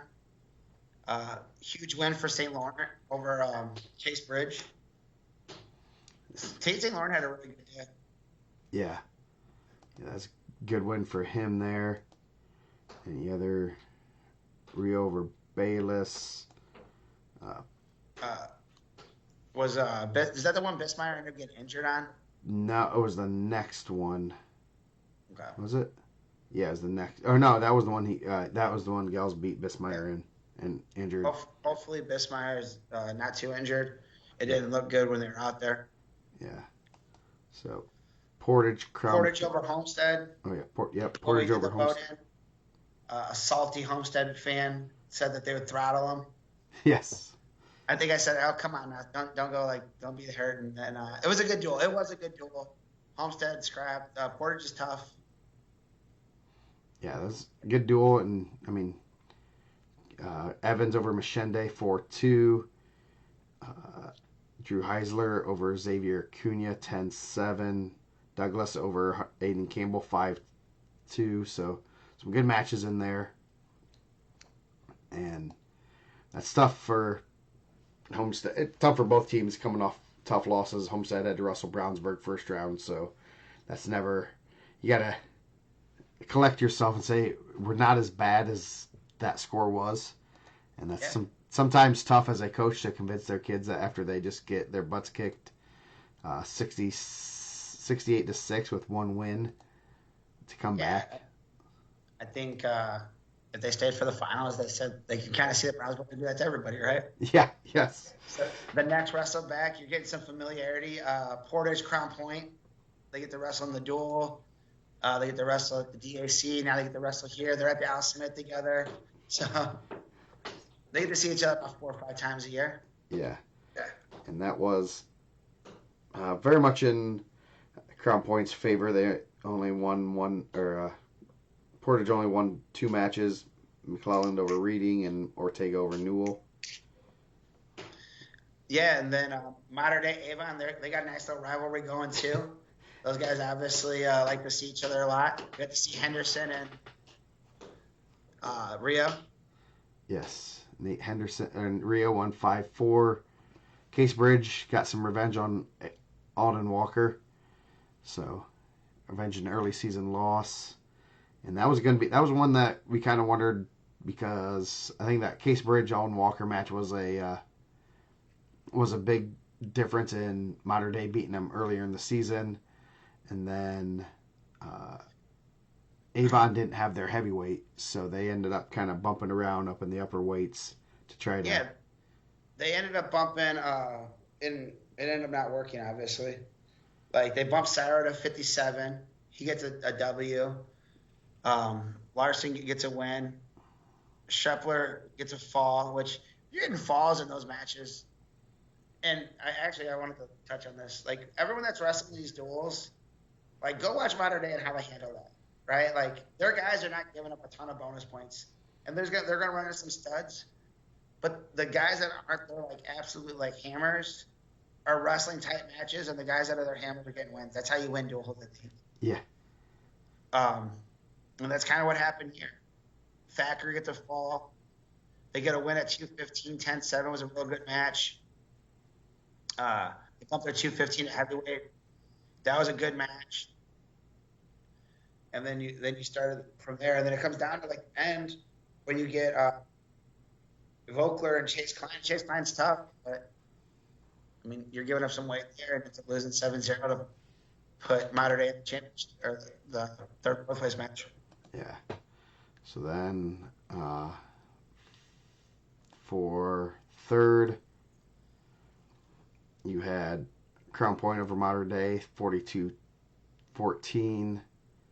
Genders over Henderson, 4-2. Schaefer over LT Hawkins, 5-3. That's the big one. Yeah, kind of got that takedown late, last double. And then Isaiah Schaefer over Sessa. Any other big ones? I think Sam Westfall ended up being 6, so they threw their backup out at 6. He got a win over Alden Walker. It's pretty tough. Yeah, that's a good one for him there. Obviously, Powers is a pretty solid backup they have in there. Yeah. Yeah, I thought that was a pretty good match. Two pretty good powerhouses, Crown Point and Mater Dei. Yep. Avon over Portage, 33-24. I thought there was a lot of good matches. Shout out to Nate Rio, got his 100th win. Yes, he did. They had all the signs up there. Yeah, they're kind of cheering. I was like, man, why are they cheering? He just tech followed, someone, and then look up in the stands, and they had the signs for 100. It's always interesting seeing the some kids have like the big posters, some have signs and stuff, and then you see random pictures of the one kid that someone wrote 100th win in pen, and they're holding it up. He did the Will Chamberlain. Yeah. Yes. In Hershey, Pennsylvania. Okay. Yeah. So congratulations to him. Obviously, he's really good. I thought he wrestled really well all day. I think he had 3 state ranked guys. Yeah. He got Henderson again. Woods was state ranked. There was a qualifier last year for they wrestled first. No, they wrestled Center Grove. Center Grove, then Cathedral, Portage, and Mater Dei. So he had like 4. Yeah, Bayless. Natalie Malone's right. I think once Zaransky gets going, I think that's going to be really good. He looked good the last couple of meets. That's a good win from him here over Aiden Campbell. Aiden Campbell had a tight match with Douglas. Chef over Wilkins. Mikey Ortega and Seth Syra was a really good match. I was surprised to see Mikey Ortega at 150. 11-9. Seth Syra was pretty tough. Yeah, both Ortega and Syra weighed in at 50, but then they both bumped up. So. Yeah. Getting the right weight class, it's tough. Like, when you're on those, like, stacked teams, and he's in an area where it's loaded, right? Yeah. Yes. If you would have to cut. Even the 13-pounder I thought had a really good day. Sam Blanco, Colmenares. I thought he wrestled really well, but 20's state medalist, 26 a 2-time runner-up, 38's pretty good. Also, you're trying to go the other way, I'm sure. So sometimes, like in those stack lineups, you got to kind of get in where you can get in, right? Yep. For 7th, Homestead beat Cathedral. I don't know if leaving on a dub. Yep, and on a W. So nothing. They're the alternate, a late ad. I did think that they belong there, and that kind of proved that they belong there. Yeah. You're leaving with a win. You're not the last team, and you get some good matches. Those are matches they don't get a lot. Yeah, no, that's the biggest thing is seeing that kind of competition, and it's not easy knowing you're going straight into the fire, and then you have to lick your wounds and say, okay, we're not that bad, and so I don't think they lose a lot either. Like, you're going there, I'm sure, in the last couple of years for sure, that they haven't got beaten like that. Like, you're coming away with maybe 1 win. Yeah. I can tell you that's probably been a long time since for most of their matches, that they've only had 1 win. Yeah, shout out to Jake Thrasher, 3-0 on the day. Yep. So then the finals match between Brownsburg and Center Grove started at 65, so we kind of knew. Did you think it was going to be pretty close before we go? Did you think it was going to be a tight match? What would you consider a tight match? Less than 10 points? Yeah, less like right around 10. I thought Brownsburg was gonna win, but I thought it was gonna be a lot tighter than that. Yeah, I'd say max would have been about a 10 to 12 point would be the max I could see it being the difference. I So, definitely, if there would have been betting lines on the point differential and it was 12, I would definitely have gone under. I thought they could get realistically. I thought they could have got 6 matches. Now were they getting six? I know, Ben. I'm sorry, bro. uh, I thought they really realistically got 6 matches. Now were they going to get 6 bonus points? I'm not sure about that, but I thought they could have got 6. Yeah, yeah. Yeah. As in Center Grove could get 6. Yeah. Yeah. I'm glad I didn't say CP because I think they would have been trash talking me. I'm glad it was you. Like they, for some reason, all my Crown Point friends think that I'm a Brownsburg lover and that like I'm the biggest Brownsburg supporter, and everyone in Brownsburg thinks I represent Crown Point High School. Wait, So they've seen the pictures of your softball team called that's just the our name. Bulldogs, and it looks exactly like Crown Point. I'm just It's saying. the name of our team, right? Actually, I didn't even know Lowell was like football rivals with Crown Point. So I live in Lowell. We go to Andrean. We're softball rivals with Crown Point. Like I'm probably the least like Crown Point supporter in other sports. I like those guys. So, So I don't win, man. I support Homestead, bro. oh, I don't. I mean, I can give you some breaking news. sure. I guess someone's listening to us. We got a few. Stitz will be back down to 57. Congratulations. So, yeah. So, hey, we get breaking news on here. I mean, I guess sometimes you just gotta text the people.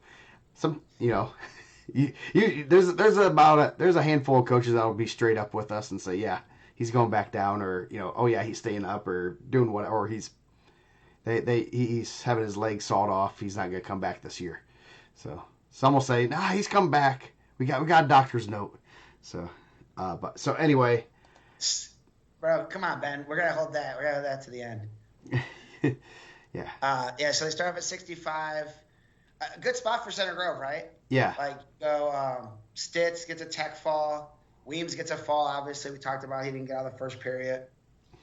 Those kind of went as they went, right? yeah, Uh, yeah. That's kind of. I mean, both teams kind of were expecting that, I'm sure.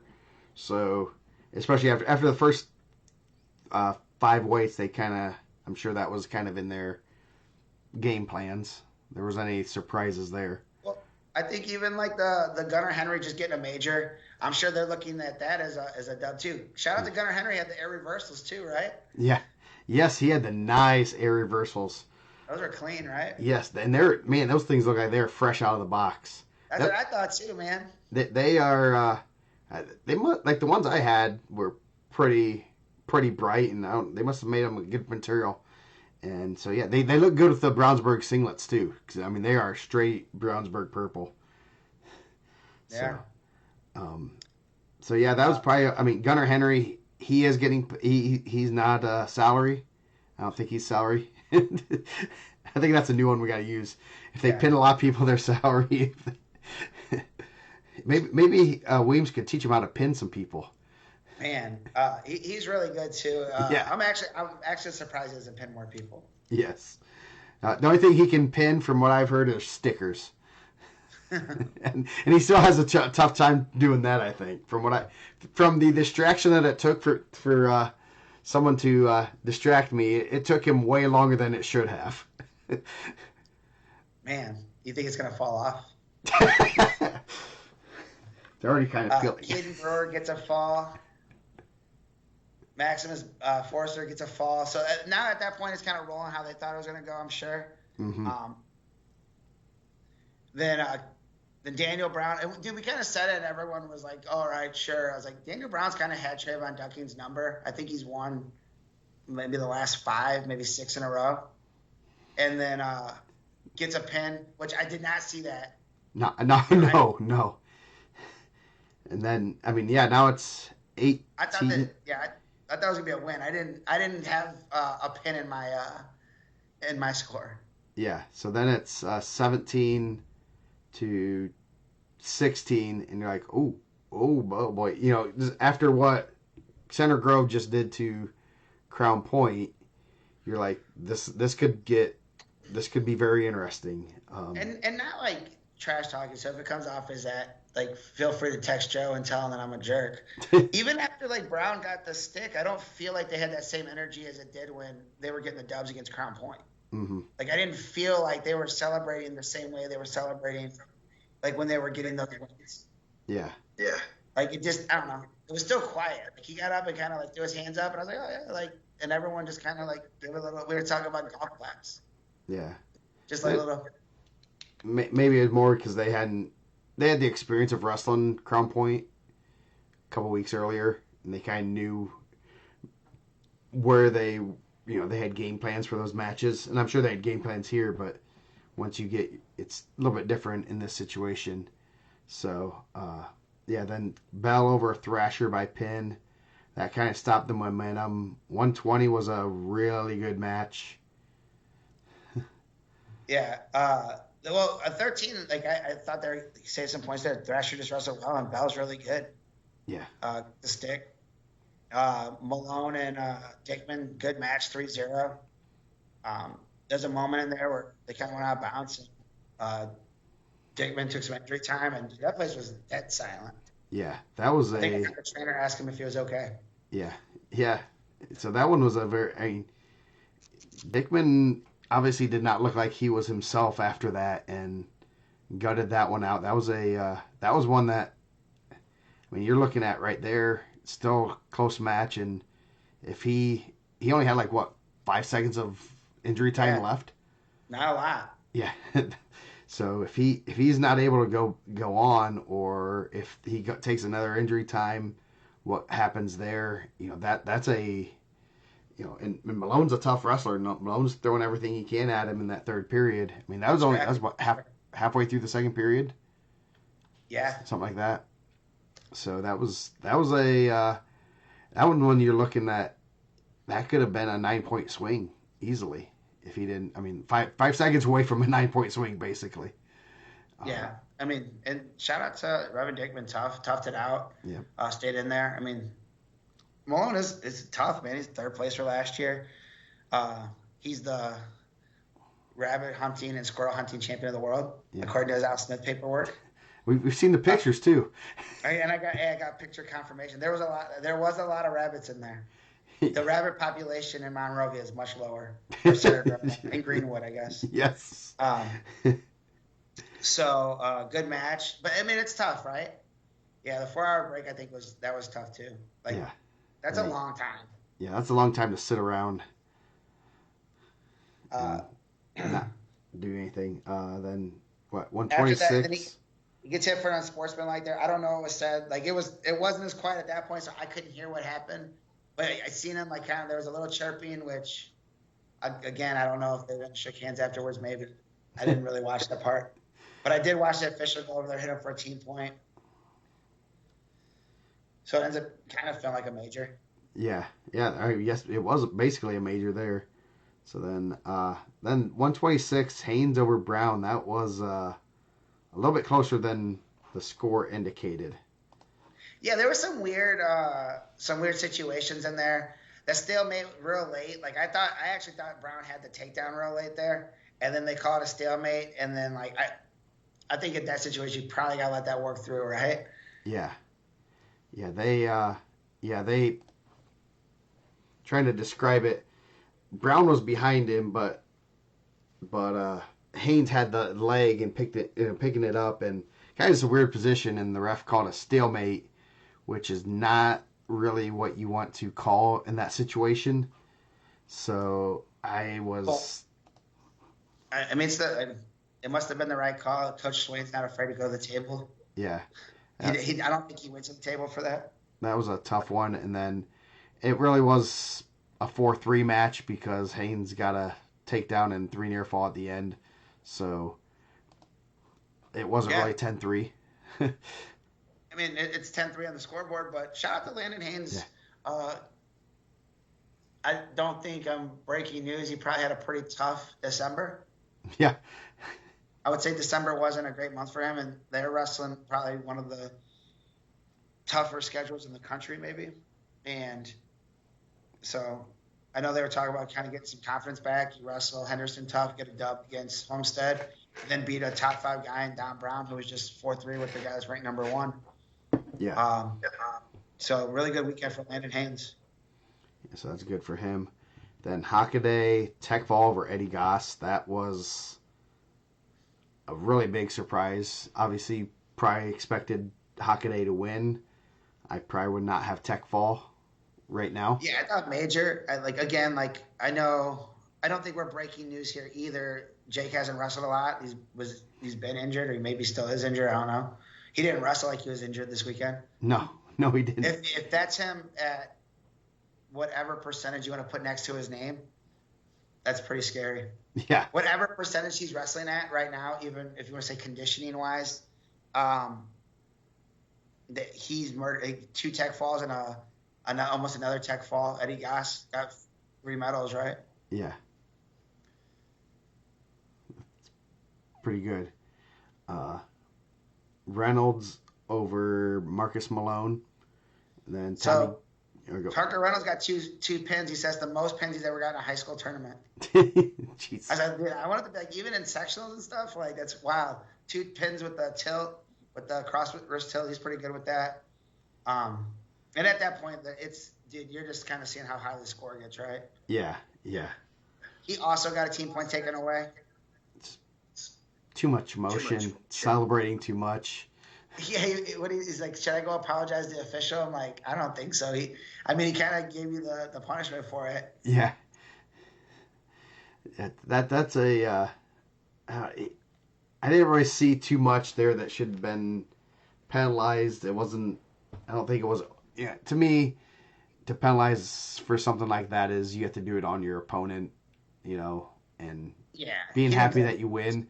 Heck, he got 2 pins in a day. That's the first time forever that he can celebrate, can't he? Yeah, I mean, he just gave him like a little like sleeping thing. I don't know. Yeah. I don't know. Maybe I'm a bad sport. It sounds like I didn't shake hands, and now I'm all about celebrating. Like, don't celebrate in someone's face, but I know what I'm changing your subtitle to. Yeah. Unsportsmanlike. Yeah. I'm more of a trash, subtle trash talker, but gets a pin there. And then close it out, Mason Day and Vander Lugarten. I mean, it's already way put away, and another good win for Mason Day. Yeah. So it started off close. Obviously the 106-pound match. We're like, okay, this might be a little bit. This might be fun, and then obviously, as we said with the Crown Point match, you got to have your stoppers, and when your stoppers are Case Bell, and Revin Dickman back to back, yeah, that puts a stop to it real quick. Yeah, and I mean, you could almost say the same thing. Well, you don't say it as much at the 4A because anything could happen, but they're running out like 4 to 5 guaranteed wins every match, right? Yeah, you got 4 number ones. 4 number ones. So there's 4 that against Indiana kids that we are semi-projecting them to win. Yeah, then you're you got a bunch of guys in the top 5. 1, 2. I know Chris was in here earlier. He's talking about them. The only thing I caution to that of breaking the points record, and I don't even like talking about this knucklehead. It's like someone was standing on the board last year that Crown Point was going to smash this points record, and they probably had one of the most craziest meltdowns I've ever seen. Yeah. Brownsburg's really good. Crown Point was really good last year too. And you're saying that what they have last year, 4 number ones also, 5 number ones. Yeah. Because who was all number 1 last year for Crown Point? Gentris after winning out Smith. Will Smith, Will Clark, Paul Clark, Reinhardt, Shepard Yeah. to get 5 or 6 number ones, and it's not like they were just given those number one spots. Yeah. Yeah. So, good 4A breakdown and a lot of great matches. So, great day of wrestling. Bring it back to the Coliseum. Yeah. Like, you want everybody in there, man. It's a lot more fun to watch. You're seeing better matches. Yeah. It's loud. Like, you want the event to be loud. That's all. The snow and the roads and that's just me being that's just me messing around. I don't care about that. But like that, it was so quiet in there. It was weird. Yeah. Yeah. Like, And I, like you want some energy, play some music or something. I don't know. if you would have it at the Coliseum and you'd have all 4 classes there, I guarantee there's going to be a lot of stragglers that stick around after 1 and 2 and 3A are done to watch the 4A. Yeah. There'll be a lot more there. It might be 200 stragglers, it might be 100, but it's going to be better than, especially at 4A right there where it's, Homestead, Portage, they're getting on the road as soon as possible. Avon, they don't have to very far to drive, but why are you going to, I mean, what point do you have to stick around to watch a team you see all the time? Teams you see all the time wrestle. So, and then Modern Day is going to get on the road. All the other teams are going to get on the road, so it's not that. Yeah, I'm not calling Garcia a knucklehead. I'm saying someone else. I don't feel like I can even give him any kind of credence on the show. Yeah. Yeah. We'd say meaner things about Garcia than call him a knucklehead. Bill wanted to get home and watch the Steelers and the Ravens, so I'm sure they made a great time back to their region. That didn't go well either. Did I? And no. Yeah, bad night for Coach Hawk. Yeah, so I kind of told him, I was like, oh man, a certain Brownsburg parent told me like, it sounds like you guys can leave early, and he was like, yeah. He's like, I can go home and he's like, they're not running the finals at the same time. I was like, no. He's like, we're going home and watch Steelers. Dang, man.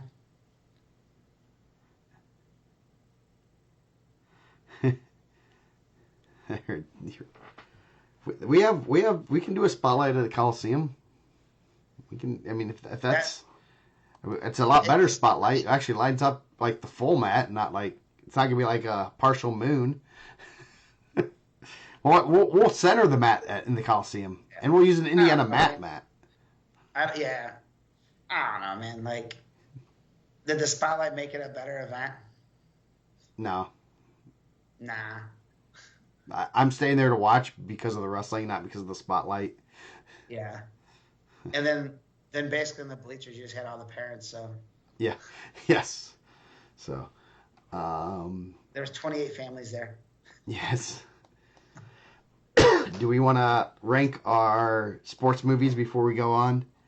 Yeah, let's go rank sports movies. Okay. Let me move the chat up and then put our little team. Oop, wrong thing. Where's my? There we go. So, 1, 2, 3, 5. So, do you want to go? Man, I got my 5. I don't really have them in an order. So I got a lot of on my honorable mention list. You want to do some honorable mentions? Yeah. So I got to ask because I did look it up just to make sure I wasn't missing any movies. Forrest Gump has some sports in there.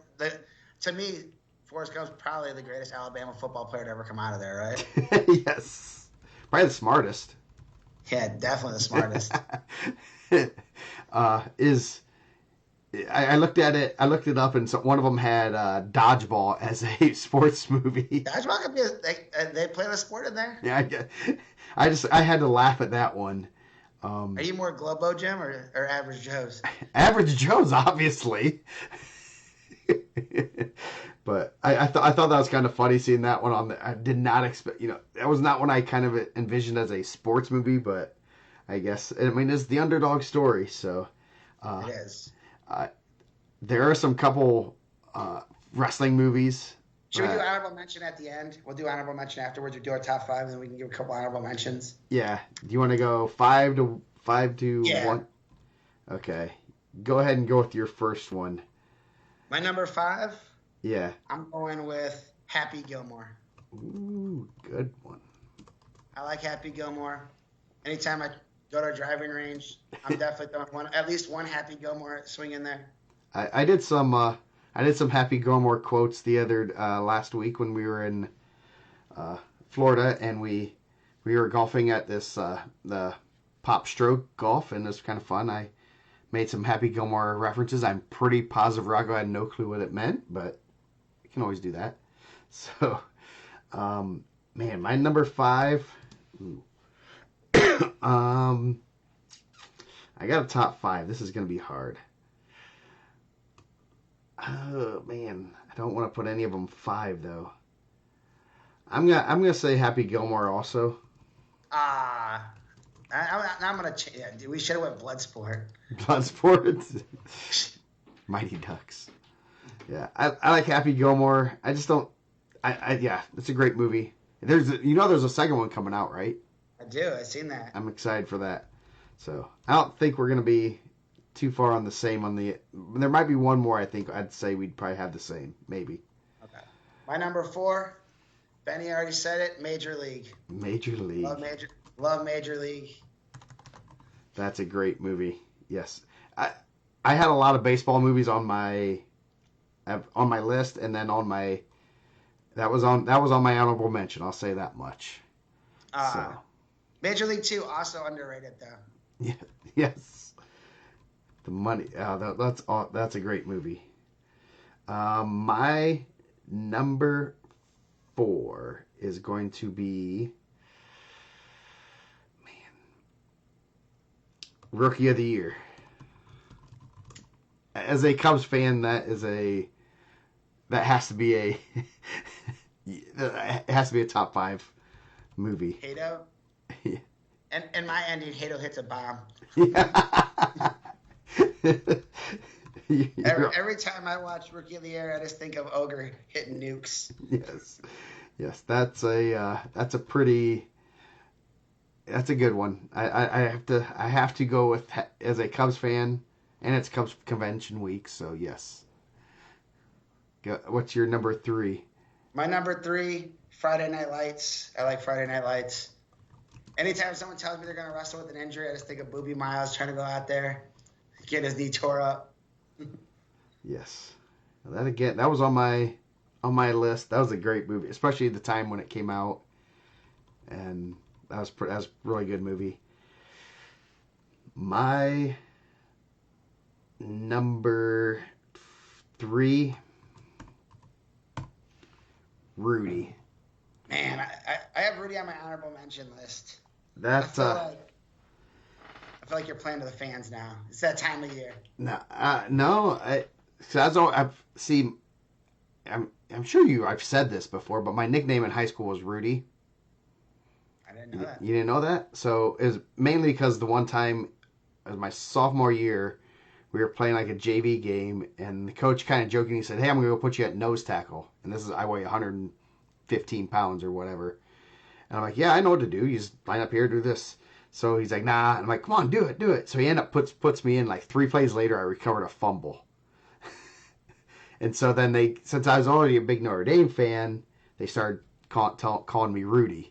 And then you're gonna tell me that you caught a touchdown or something. No, that wasn't that exciting. But then I got I got promoted to a nose tackle, which that probably wasn't the best thing. No matter No, how big were you? What? How big were you? I was about 130 pounds my senior year, so yeah. Even for a 2A school, that was kind of small. So you guys didn't stop the run very well. No, I didn't start. Varsity wise, like my senior year, I didn't play a lot of football. I practiced a lot. So. They always say like in Rudy, there's like two parts where everyone it just depends who you are. Like some people say, okay, like when he gets in the game, like you're really like that's like the exciting part, right? Yeah. For me, that's what I'm like, oh, that's really cool. But they also say like a lot of people like when he gets into college in the last one. Yeah. The last chart. The rumor is, well, actually, I've seen some clips about people talking about the movie, and it's very well elaborated. and a lot of Yeah. stuff didn't happen. So that's Joe Montana, man, Joe Montana says that. yes, Joe Montana does not like Rudy. They made Dan Devine the villain. They said Dan Devine wasn't a bad guy. Yeah. The Rudiger is a pretty prominent wrestling family in Providence. They won a lot of state titles at Providence Catholic, Oh, nice. early 2000s. So, what's your number 2? My number 2, Moneyball. Love Moneyball. Watch it all the time. Yes, that's a great one. I like that one. My number 2, I'm going to stick with baseball. I'm going to go Field of Dreams. Man, I used to really like Field of Dreams, but now it just puts me to sleep. It is. But it's really good. It's kind of a slow movie, and you have to be mentally prepared to, because it kind of goes slow. But yes, great movie. And I don't know, baseball movies are. I don't know why they make better baseball movies than any other sport, really. Man, there's actually my number 1. Like, we're doing a wrestling show, Vision Quest. I feel like I like Vision Quest. Yeah, me too. So, but man, there is one more movie that I feel like one more like sport genre that I feel like they do better movies, and it's on my first honorable mention. Rocky, boxing movies, they do a really good job. Yeah, yes, Rocky, the whole, however many million they made of those. Yeah, they made 5, and then they make 6. Yeah. Then they make Creeds, Raging Bull. A lot of good Rocky, a lot of good boxing movies. What's your favorite Rocky movie? Rocky 4 when he fights the Russian. That one was a good one. Not Rocky number 5 where he fights Tommy Morrison in the streets, is it?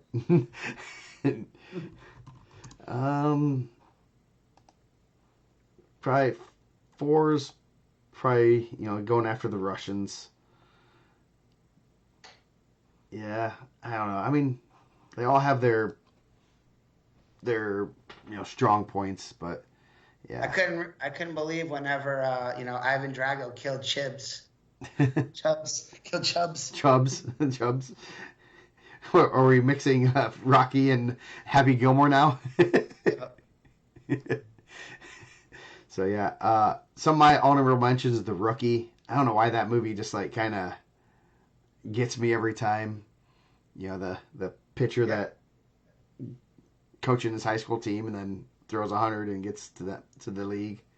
That's always a good one. Remember the Titans. Yeah, I had to Remember the Titans at my honorable mentions. Yeah. A couple of the wrestling ones, Win-Win. If you haven't seen that, that's actually kind of a really well put together. Paul Giamatti, right? Yeah, really well done movie. And I was like, man, I know I'd watch it, so I had to watch it.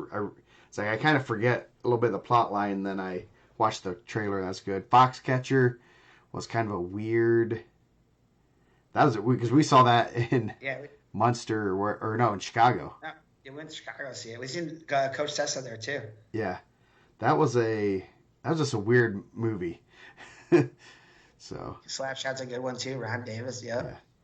And then Natural's good. I mean, there's a ton of Miracle's a good one. King Richard, I like King Richard with Will Smith about the Williams sisters. Sandlot, obviously. We could have probably done a top 10 on sports movies, I think. So The Wrestler, yep. The Wrestler. I'll tell you, the best wrestling movie is Legendary with John Cena. Yep. The great John Cena he's not even doing the 5-knuckle shuffle. Yes. That was I sarcastically said that once, and I remember some of my wrestlers went and got the movie and they were so mad at me because it was such a bad movie. So, what about the actual wrestler with Randy the Ram? You don't like that one? Which one? The Wrestler with Randy the Ram. Randy the Ram. I do not know that one. It's a good one, man. And then there's The Last Champion. That was actually a fairly well done movie. It has like Gable, Jason Bryan's in that. I know that. And then there's supposed to be actually one's coming out about Anthony Robles. Yeah, there's Don Cheadle's in there. Yeah. Does Don Cheadle play the Arizona State coach who was there? Oh, What was it? Is that who John Cheadle's playing in that role? Because I don't remember. What's it? Unstoppable. Let's see. Docudrama. Anthony Robles is playing his double.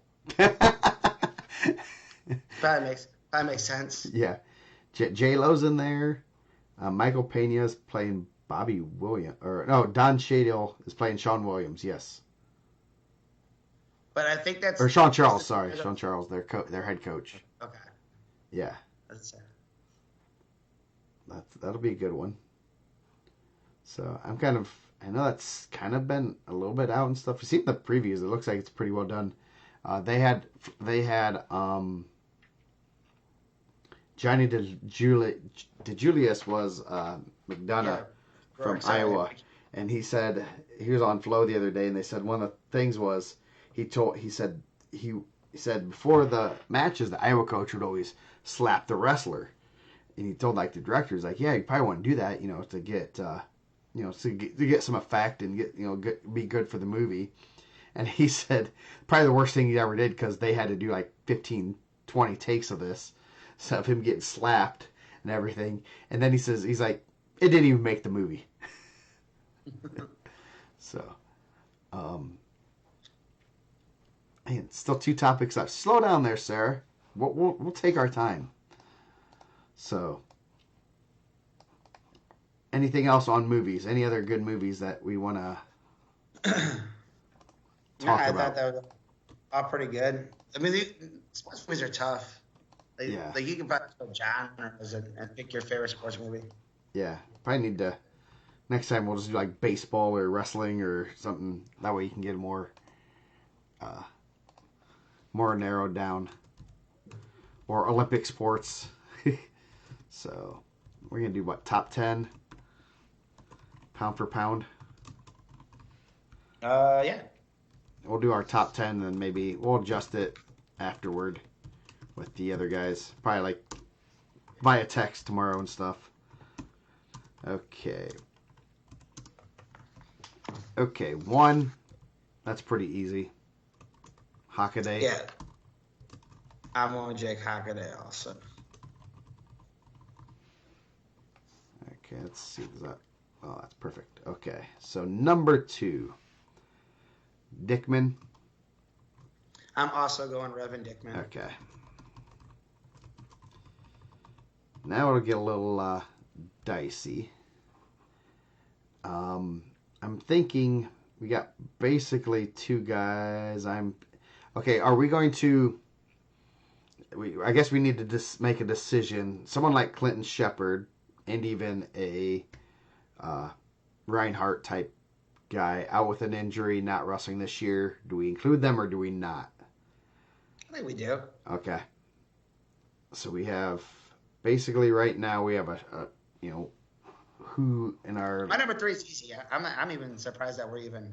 Well, I just wanted to do that before we got too far and got to the point where we gotta make sure who we are deciding. I'm saying probably Weaver. Oh, I was going Waylon Kressel. Oh, I'm not gonna disagree that. I think you can flip flop them. Yeah. I think 3 and 4. Yep. Warren Central, not Warren. Yeah, that one. I can't argue either way, either one over the other for. But the top 4 pretty well there. Yeah. Now we have 5 is probably somewhere we're looking at a. I'm gonna make sure we're not missing anybody. I'm looking at the previous ones, bringing those up. Probably looking at like a Shepherd, a Case Bell's probably starting to come in the mix, and I know I'm missing somebody. Probably Nate Rio's probably in. Rio's in there. Probably Gendrous. Gendrous. probably, man. So you're looking at Shepherd. I'm probably gonna lean a little bit more towards Shepherd, mainly Yeah. because he has the state placement plus the Fargo title. And the Fargo title kind of. Yeah, I think that's pretty good. That's where I think I was going. Okay. Number 6. This is basically going to be between Rio and Bell, I think. Yeah, And that I one, think. Go ahead. man, that's a tough one. Uh, Uh, I mean, I don't know. I mean, like, I feel like recency bias, um, and this was like the thing where they were putting like locks. I think Bell's really good. Like, yeah, obviously, he had won a state title. He's got a lot of national accomplishments. Third at the Ironman. yeah. Third at the Ironman's probably trumps the longer resume, basically due to being older. That's a hard thing to you're kind of comparing resumes, and this is kind of how we are doing this. Is like, what's their resume? Geez, Hakadi. Um, and that's kind of hard. So, but, geez, I almost put Brian Bell. uh, that's kind of where I think that kind of says, okay, that cements you in a good spot there. So, Yeah, and then I go Rio. yeah. And so that's our top 7. That was pretty decent. Easy. I thought that was easy. Yeah, yeah, that's fairly. I mean, we can make arguments for guys moving up or down. We're looking at like a Doster, Yep. Thrine, Gunnar Henry. He's pretty good. Isaiah Brian. Schaefer's probably where I'm looking at, possibly. Oh, yeah, I guess we could have said. I mean, Gender's probably right in that mix too. He beat Rio this year.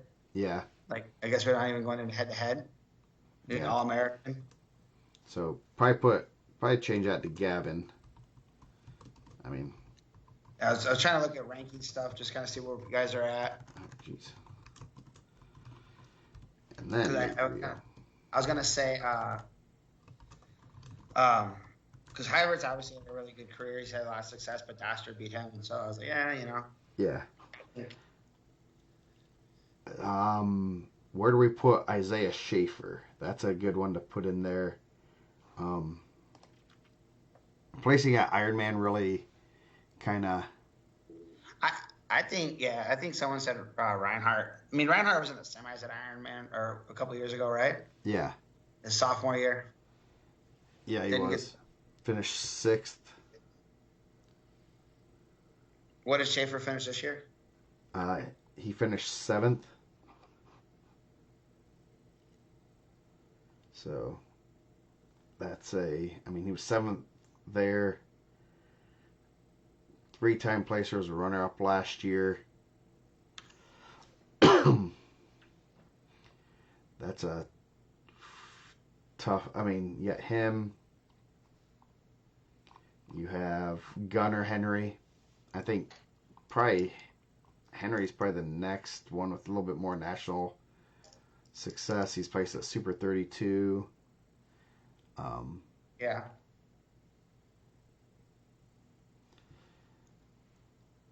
That was Where do you put like a Szymborski? I don't know if I can put him above because he hasn't really had the national success. Yeah, I mean, I think he hasn't wrestled those events, but yeah, as a part of it, he's a pretty good football player, right? yeah. So it's like saying like, I mean, Will's an All-American as a sophomore, so I mean he did have a Fargo All-American, but after that, like when he was probably getting better, like he wasn't wrestling those events. Yeah, and he placed twice at Ironman too, so that was yeah. I mean, Szymborski didn't wrestle Ironman. Obviously, he was a little banged up and stuff from football, but it's hard to. I think he's good, but you can't really put him in a spot. So I'm saying it's probably between Gunner, unless you're seeing somebody else, and Schaefer for the last two spots. Yeah, I'd probably lean Gunner. um, And then I think Schaefer's really good. I do, but like obviously I have Stanley ranked ahead of him. yeah, Like I know I catch some trash about that. Um, I mean, yeah. Do we put Stan? I mean, would Stanley? he took. I mean, obviously he took fourth. He didn't lose it to Davino, but Davino's the champ in that weight. I mean, however people feel, Davino's probably the champ in Indiana too, Yeah, and he's probably the champ in Ohio, and he's probably the champ in Michigan. probably champ in about 49 of 49 states that have state titles. so, Hartle Road won Greco, which is a little lesser than the. Yeah. That's the biggest thing, and it was Cadet Greco or 16U Greco, which is not always as. I mean, I know Sarah's advocating for Nate here. I mean, Gavin beat him heads up. Like, yeah. Even in a pound for pound, you got a head to head's going to be a big one, especially if it's from a month ago. Yeah. So. I mean, if it was last year, I probably would have went the other way with it. Yeah. Maybe. If it's a month ago before they wrestled, I'm probably. Yeah. Gavin's same. probably at 10, slipping in at 10 instead of 7. 100%. And so he's jumped not only Nate, but he probably jumped Schaefer and Henry too. So, and Gavin did place at Fargo and juniors. Was he? What was he? Was he 4th? Yeah, he was 4th in junior freestyle. So that's pretty good too. Yeah. You can't discount that. At what weight? 26, I think. Pretty stacked weight. Because Rio hasn't wrestled. Okay, he was 4th in 2023 in junior freestyle at 106. So a little bit different there. So Gavin has the resume. So and a big win there. So. But anyway, so there's our top 10. That was a little bit easier than anticipated. Obviously, there can always be disagreements. How do we go at the bottom? What do you say? I can't see. Who do we go? 8, 9, 10? 8 was Rio, Henry was 9, and Schaefer was 10. I mean, when you got a guy that places at the Ironman as your 10th, that's the depth in Indiana is getting better. You know, as we said a few weeks ago, you know, where do we put Case Bell in our pound for pound? Bell's really, I don't recall very often mid-season. We're a little bit past mid-season where we're putting a freshman in the top 6. I mean, where would we have put Jesse his freshman year? He'd have been pretty high. I mean, he was already. I mean, Jesse was coming in with like different. Like he had already beat the state champ. I mean, so did Dick or not Dick, but Bell. So he probably would have been that same mix. I mean, we probably have it still, right? Yeah, I might have to look for it here later. I'll look for it later because I'll take a little bit of digging. But I'm sure we have it, and I'm sure we did one. See, what year did he graduated in? Yeah, Bella definitely move up because Hockaday graduate and Noah Weaver graduate. So I mean, that's 2 spots. Yeah, he'll be worst case. He'll be 3. Man, I mean, that's crazy. We probably shouldn't even have a state finals, right? Yeah. Sounds like they'll just come right in the same area. Mendez hasn't cracked top 10 pound for pound. What year did he? Not on this list, right? Like Jesse's probably not a top 10 guy here. No, not at all. So he graduated in 2022. So I'll find that one. Yeah, I mean, Seltzer probably not a top 10 guy on this list either, right? Yeah. He's not from the county. So, Do you think if you say comments 10 times in a row, that makes it change the list, or does it make it just solidify that we're not changing the list? so this week's action, we got kind of 2 weeks of before 2 full weeks, and it's sectional week. First, we do have girls state finals, and we will be doing a show on girls this week. I believe I'm going to try for Wednesday. I'll confirm that with Razzo, but the brackets are pretty much done. I sent them to him to make sure I did it right, and made sure there's one girl I got to double check her name, so I will get those out in the morning most likely.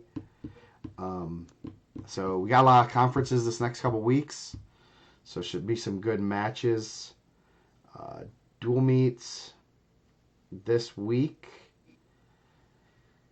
Not very many ranked matchups. Warren Central at Roncalli. That could be a good one. Man, there was actually something I put down that I wanted to say that I sidestepped. I forgot because we got off track. Man, they told me that no one wants to wrestle a duel at Brownsburg. I find that's crazy to me. As competitors, you don't want to go wrestle the best. They said that they struggle getting people to wrestle them in duels. That's nuts. In general, don't you feel like if you had anybody that you thought had a shot at winning a state title in those weights, that you would want to send guys to wrestle there? Teams are actively not wrestling. I would want to, test myself. I would like to see where the guys are. You'd have to have you want to have, I don't want to say you want to have a chance, but you want to be able to have a solid team where it's not embarrassing, but at the same time, go there and see where you're at and find stuff to work on. Don't you feel like it's a win-win? You win. If you win matches, you win, right? It's good. If you don't win, everyone expects you to lose anyways. Yeah. It's such a weird, because obviously I haven't been out coaching for that long, but at the same time I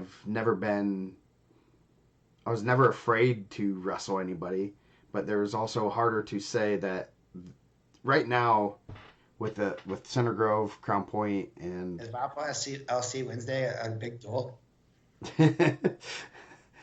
And Crown Point, Center Grove, and I'll have to look at the matchups. Brownsburg are on totally different levels. I know Center Grove's probably having a hard time because they're not in a conference anymore. Yeah. Crown Point doesn't, because they have conference duels, 4 conference duels they have to wrestle. Or no, they're wrestle 5 or 6 of them, don't they? I think they have to wrestle everyone in their conference. They wrestle Valpo, Michigan City. The comment Jesse was 5th in the world, and then he had to come back and wrestle Michigan City on a Wednesday during the season. A dude probably coming out for the sport, a guy that's probably learning wrestling, and you had to wrestle a dude that's literally 5th in the world. Yeah. It'd be hard to wrestle the guy that's 5th in the state. Yeah. The guy was 5th in the entire planet of his age group. That's nuts. And there are 8 teams in there, so so they'll wrestle Maryville, Lake Central, Valpo, Michigan City, Portage. I feel like I'm missing one. Chesterton. Yeah, so they all wrestle single duels, weeknight duels, right? Yep. Okay, so there's 7 matches. So they have 7 duels, and then they have 7 mandated weeknight duels. Yep. Those teams cannot get out of those. Can't get out of them. Yeah. And I actually think it's frowned upon if you send your B team out there. Yeah. Because one year, Portage sent their B team so they can go to DCC, and I think the conference was their AD kind of got some noise from the conference. Yeah, and that's crazy that they make them wrestle 7 individual duels like that, and they don't have at least a conference super duel where they can knock out 3 of them or something. I think you can. I think Hanover and Lowell are wrestling on Wednesday. I think their conference has a triple duel. Yeah. The same day as the Carnahan, it was Andrea, Lowell, and KV or something. Yeah. A lot of conferences do that, but the DAC doesn't. That's what I'm saying about the DAC. It doesn't do that, which is kind of... And that's kind of what I was Brownsburg's in a conference, right? Yeah, but they don't have to wrestle anyone in their conference. That's weird. That's why I said when they were saying we don't get duels, I was they don't force you to wrestle them. No. And especially if you're a team that has a full JV, they have a full JV. Wouldn't you want to go get your guys matches too? Yeah. Even your back, at least you can build that. Use that as a program builder. Hey, we beat them in the JV. We can beat these guys. So Yeah, I'm not saying like whoever's like Turkey Creek. I don't even know. Like if Turkey Creek was one of the smaller schools, I'm not saying schedule Brownsburg on a Wednesday, but if you're like a pretty big school that has a full varsity and varsity too, they should. yeah, that's nuts. And it sounds. Yeah. Dang, Eric out here load managing like it's the NBA. I'm losing respect for him. It's not. They're not sending their JV. It's just their varsity two. I didn't know we were load managing wrestlers now. Okay. Okay, LeBron, take the night off. MJ wouldn't have did that. Jesse would have took the night off. Jeez. Yeah. So, yeah. Anyway, Warren Central at Roncalli. That'd be good. Yeah, so you got some good matches there. Cressel, MJ Morton could be a big one. So, Donald Bowie, Jack Richardson, yep, Bowie Richardson, Gavin Kemp, and Dylan Wills. Yeah, there'll be some good matches there. Let's see, Perry Meridian at Cathedral could be a good match there. Harrison at Zionsville. Crown Point at Michigan City. Depends on, are they going to take their varsity 1, 2, 3, or 4? Since we can't call them JV, we'll just call them varsity 4. Eric just said they're load managing. They're sending their varsity 3. Okay. Mishawaka, Wawasee, Chittard, and Hamilton Southeastern. Adams Central at Delta. So the battle of 1A and 2A runner-ups. That'd be good. Yeah, there should be some good matches there. I mean, that one could be real good. No ranked matchups, but some potential matchups going on there.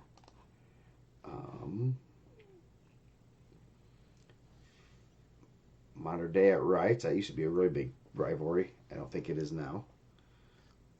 Mount Vernon versus Mount Carmel, but not the Chicago Mount Carmel.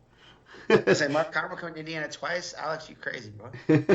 they're going to Mount Vernon Posey, and then they're going up to they're taking out Indiana. That's a hike. Columbus East and Bloomington South. That could be a pretty good one. You're going to have Kirkpatrick and Amron Pratt. Didn't they just wrestle at Team State? I'm sure they get to run it back.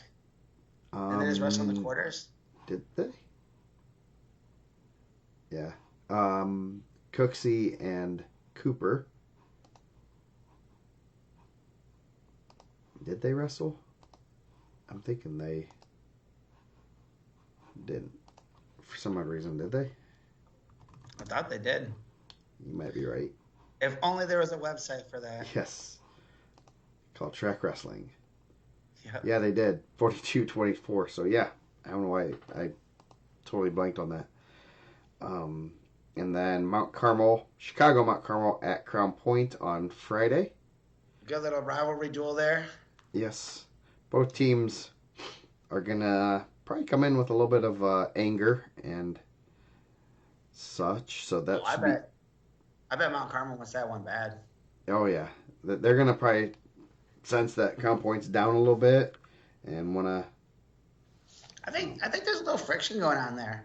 Oh, yeah. I think they like this duel. They kind of showcase, and then now I think it's a little heated. I think there's a nice little rivalry button. And also Friday night, if you're in the Indy area, the Purdue Polytech Rumble, Broad Ripple versus Downtown. Woo! That's going to be the Techie Bowl. They should have that in Mackey Arena or something. So, could be some good matches this week. Obviously, things slow down a little bit this time of year before sectional. So that's why we talk more about ranking pound for pound in sports movies. Poorly Um, rated sports movies. yeah. So not really many multi-dual tournaments. You got some conferences going on. The Circle City Conference. You have Polytech, uh, Chatard, and Roncalli are all in Brebeuf and Guerin Catholic. So that should be interesting. Have some good matchups there. Um, I don't think Conference Indiana has duels. I'm gonna have to double check that. But Conference Indiana, you'll have Bloomington South, Columbus North, Bloomington North, Southport, Terre Haute North and South. Is Perry Meridian not in that conference? I thought they must be in a different one. Um, it's Mid State that they're in. Never mind. The Garrett My Invite. outside of the region, I'm not too familiar with everyone's conference, and I'm not even that familiar with our conferences up Yeah, here either. they've been changing so much lately. The Garrett Invite should be pretty solid. Obviously, Garrett, Leo has some good kids. South Adams, East Noble's there. Norwell, Manchester. They got a couple Michigan teams in there that are pretty solid. So should be an interesting day there. Hoosier Heritage Conference is always one that we always like to Yeah, keep an eye on. Delta, Greenfield Central, Mount Vernon, Newcastle, Pendleton Heights, Shelbyville, Yorktown, and New Paltz. That's probably one of the better conferences as far as just quality top to bottom. man. There's like what's the conference with like Western and all those guys? That's like my favorite conference because it's like Lafayette, Harrison, Muncie. There's like I feel like there's some indie teams in there. That's that's the one with Muncie South in it, or not Muncie South, Muncie Central. Um, I don't. I know they've. Let's see. What is that? That That's conference the Indiana. North Central. Has Anderson, Kokomo, Lafayette, Jeff, Marion, Muncie Central, and Richmond. Is that the one you're Yeah, thinking of? that's a nice mix. You got like 3 semi-states represented right there. Yes, yes. And I mean, they could sneak one of those like those Indianapolis, Evansville teams in there. yeah, you need to sneak in like a Franklin or something. Isn't it kind of funny that like everyone's like, yeah, Evansville's the best, when really that's just Indianapolis. Yeah. When you were in Brownsburg, did you feel like you were in Evansville? No, I did not. Same. That's weird. I understand that's their semi-state, but Okay, Harrison. They're joining the. Okay, they're joining the. I was just reading the notes, but yeah, that is one of the weirdest conferences because it's like the whole state, Richmond to, Richmond to Lafayette. yeah, So, yeah, I think it's a cool conference. I like that. yeah. So you also have the Adams Central Invite. You have Adams Central, Cowan, Homestead will be there. Prairie Heights, Huntington North, Dwenger, Southwood, the MIC, Lawrence North, Ben Davis, Lawrence Central, North Central, Pike, Warren Central. Yeah. Harrison and McCutcheon used to be in that conference too. Okay, that's what I thought they were, but they got out of it. They didn't like to travel. Is Mike frozen?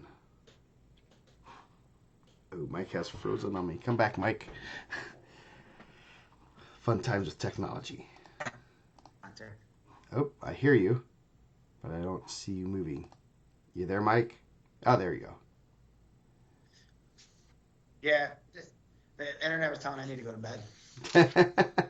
Nice. So, other conferences, they kind of jump out: Mid-State, Decatur Central, Franklin, Greenwood, Martinsville, Mooresville, Perry, Plainfield, Whiteland, Hoosier Hills, Bedford North Lawrence, Columbus East, Floyd Central, Jeffersonville, Jennings County, New Albany, and Seymour.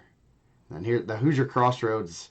This is the Brownsburg Conference with Avon, Brownsburg, Fishers, Franklin Central, Hamilton Southeastern, Noblesville, Westfield, and Zionsville. So that one must be fun to seed if they're not required to wrestle anybody. Yeah, I think that's weird. Yeah. Right? Like, why don't you just go wrestle them?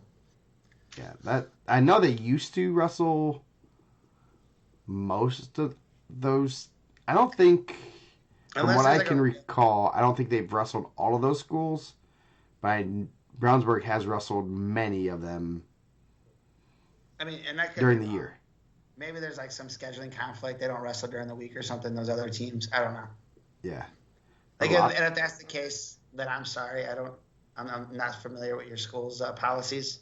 Yeah, or conference policies. So yeah, that's a pretty good conference. That's gonna be a lot of good matches.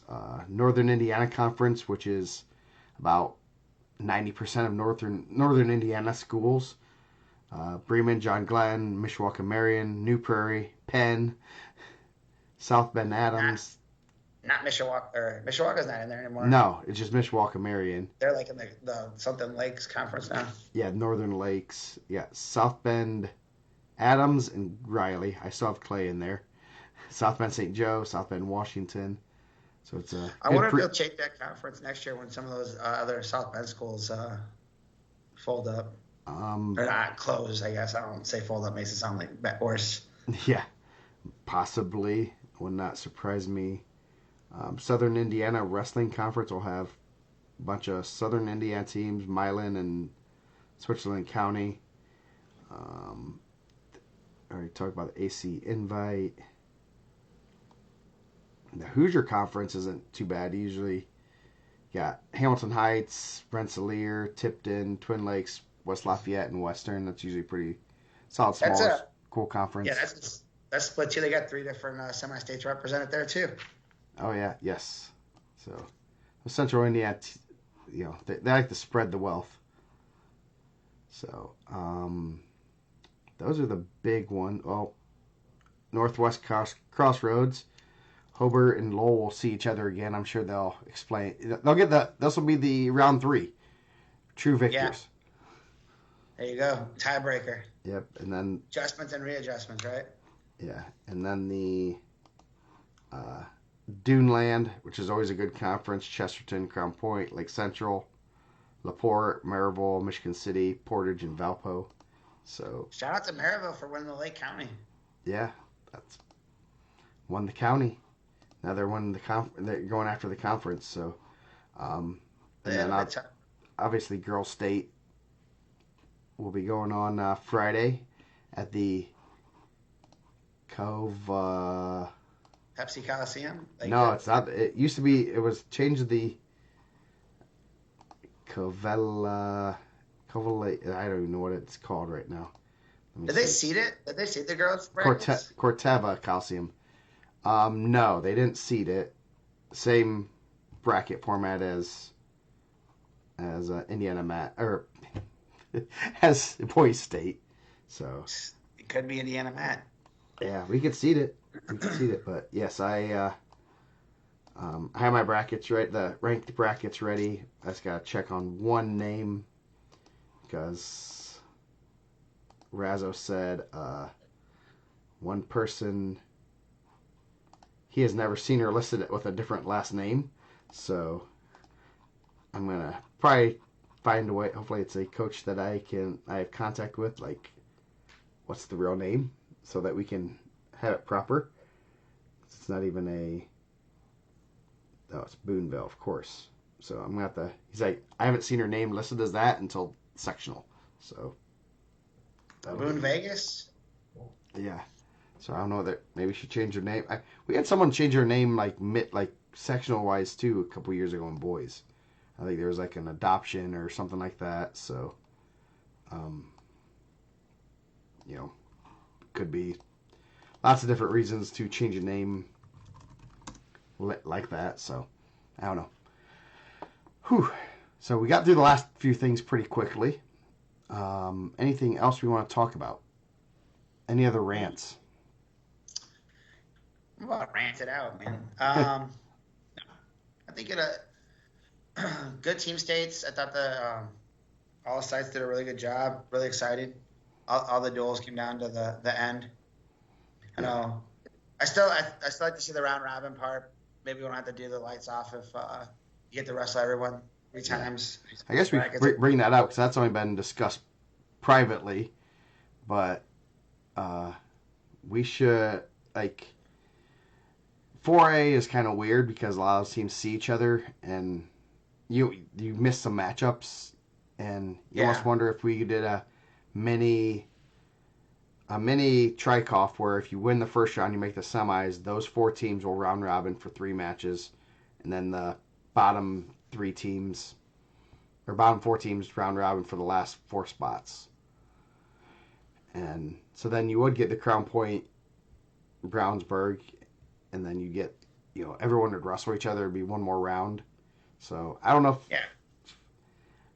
the only thing is like especially this year you would have pinpointed the Crown Point and Brownsburg match as the finals match, but yet it wouldn't have been the Well, finals match. so like at the Trikoff, they kind of do it differently, I guess. Like, and that's kind of the format I was thinking. Is you wrestle the same brackets, so it has still been modern day Brownsburg, and then essentially the winners stay on their mat. So then you would have to take the losers over. So then you would have Okay. just taken Crown Point over to the Brownsburg mat, Ah. and then stay over there, and o- then you get winners and wrestle third and fourth. Okay. I didn't know that they did on the fly switching at the trike-off. Yeah, so like basically winner stays on their mat. Okay. I guess I've only been to a few trike-offs. I didn't know it was. I thought it was just set top bracket, but I mean, usually it was 1 or 2 seeds, so it wasn't. And I think you get one more match for those. We get one more for those Yeah. guys that are there. You would have got Homestead, Avon didn't hit each other, right? And then you would have got Portage and um, who didn't they hit? Cathedral. Yeah. I think it's just another thing. You can kind of get some more matchups. Yeah, and good matches for us to watch and analyze and have more data for, especially for some of the teams that we don't get to see versus those 4 teams like like a Homestead seeing another who do you say they would have seen Cathedral. or no they saw No, no, it's not. Avon. Avon, they would have seen Avon, which is a match that we don't get to see, so some more data points for us. So Yeah. yeah, that would be a good one.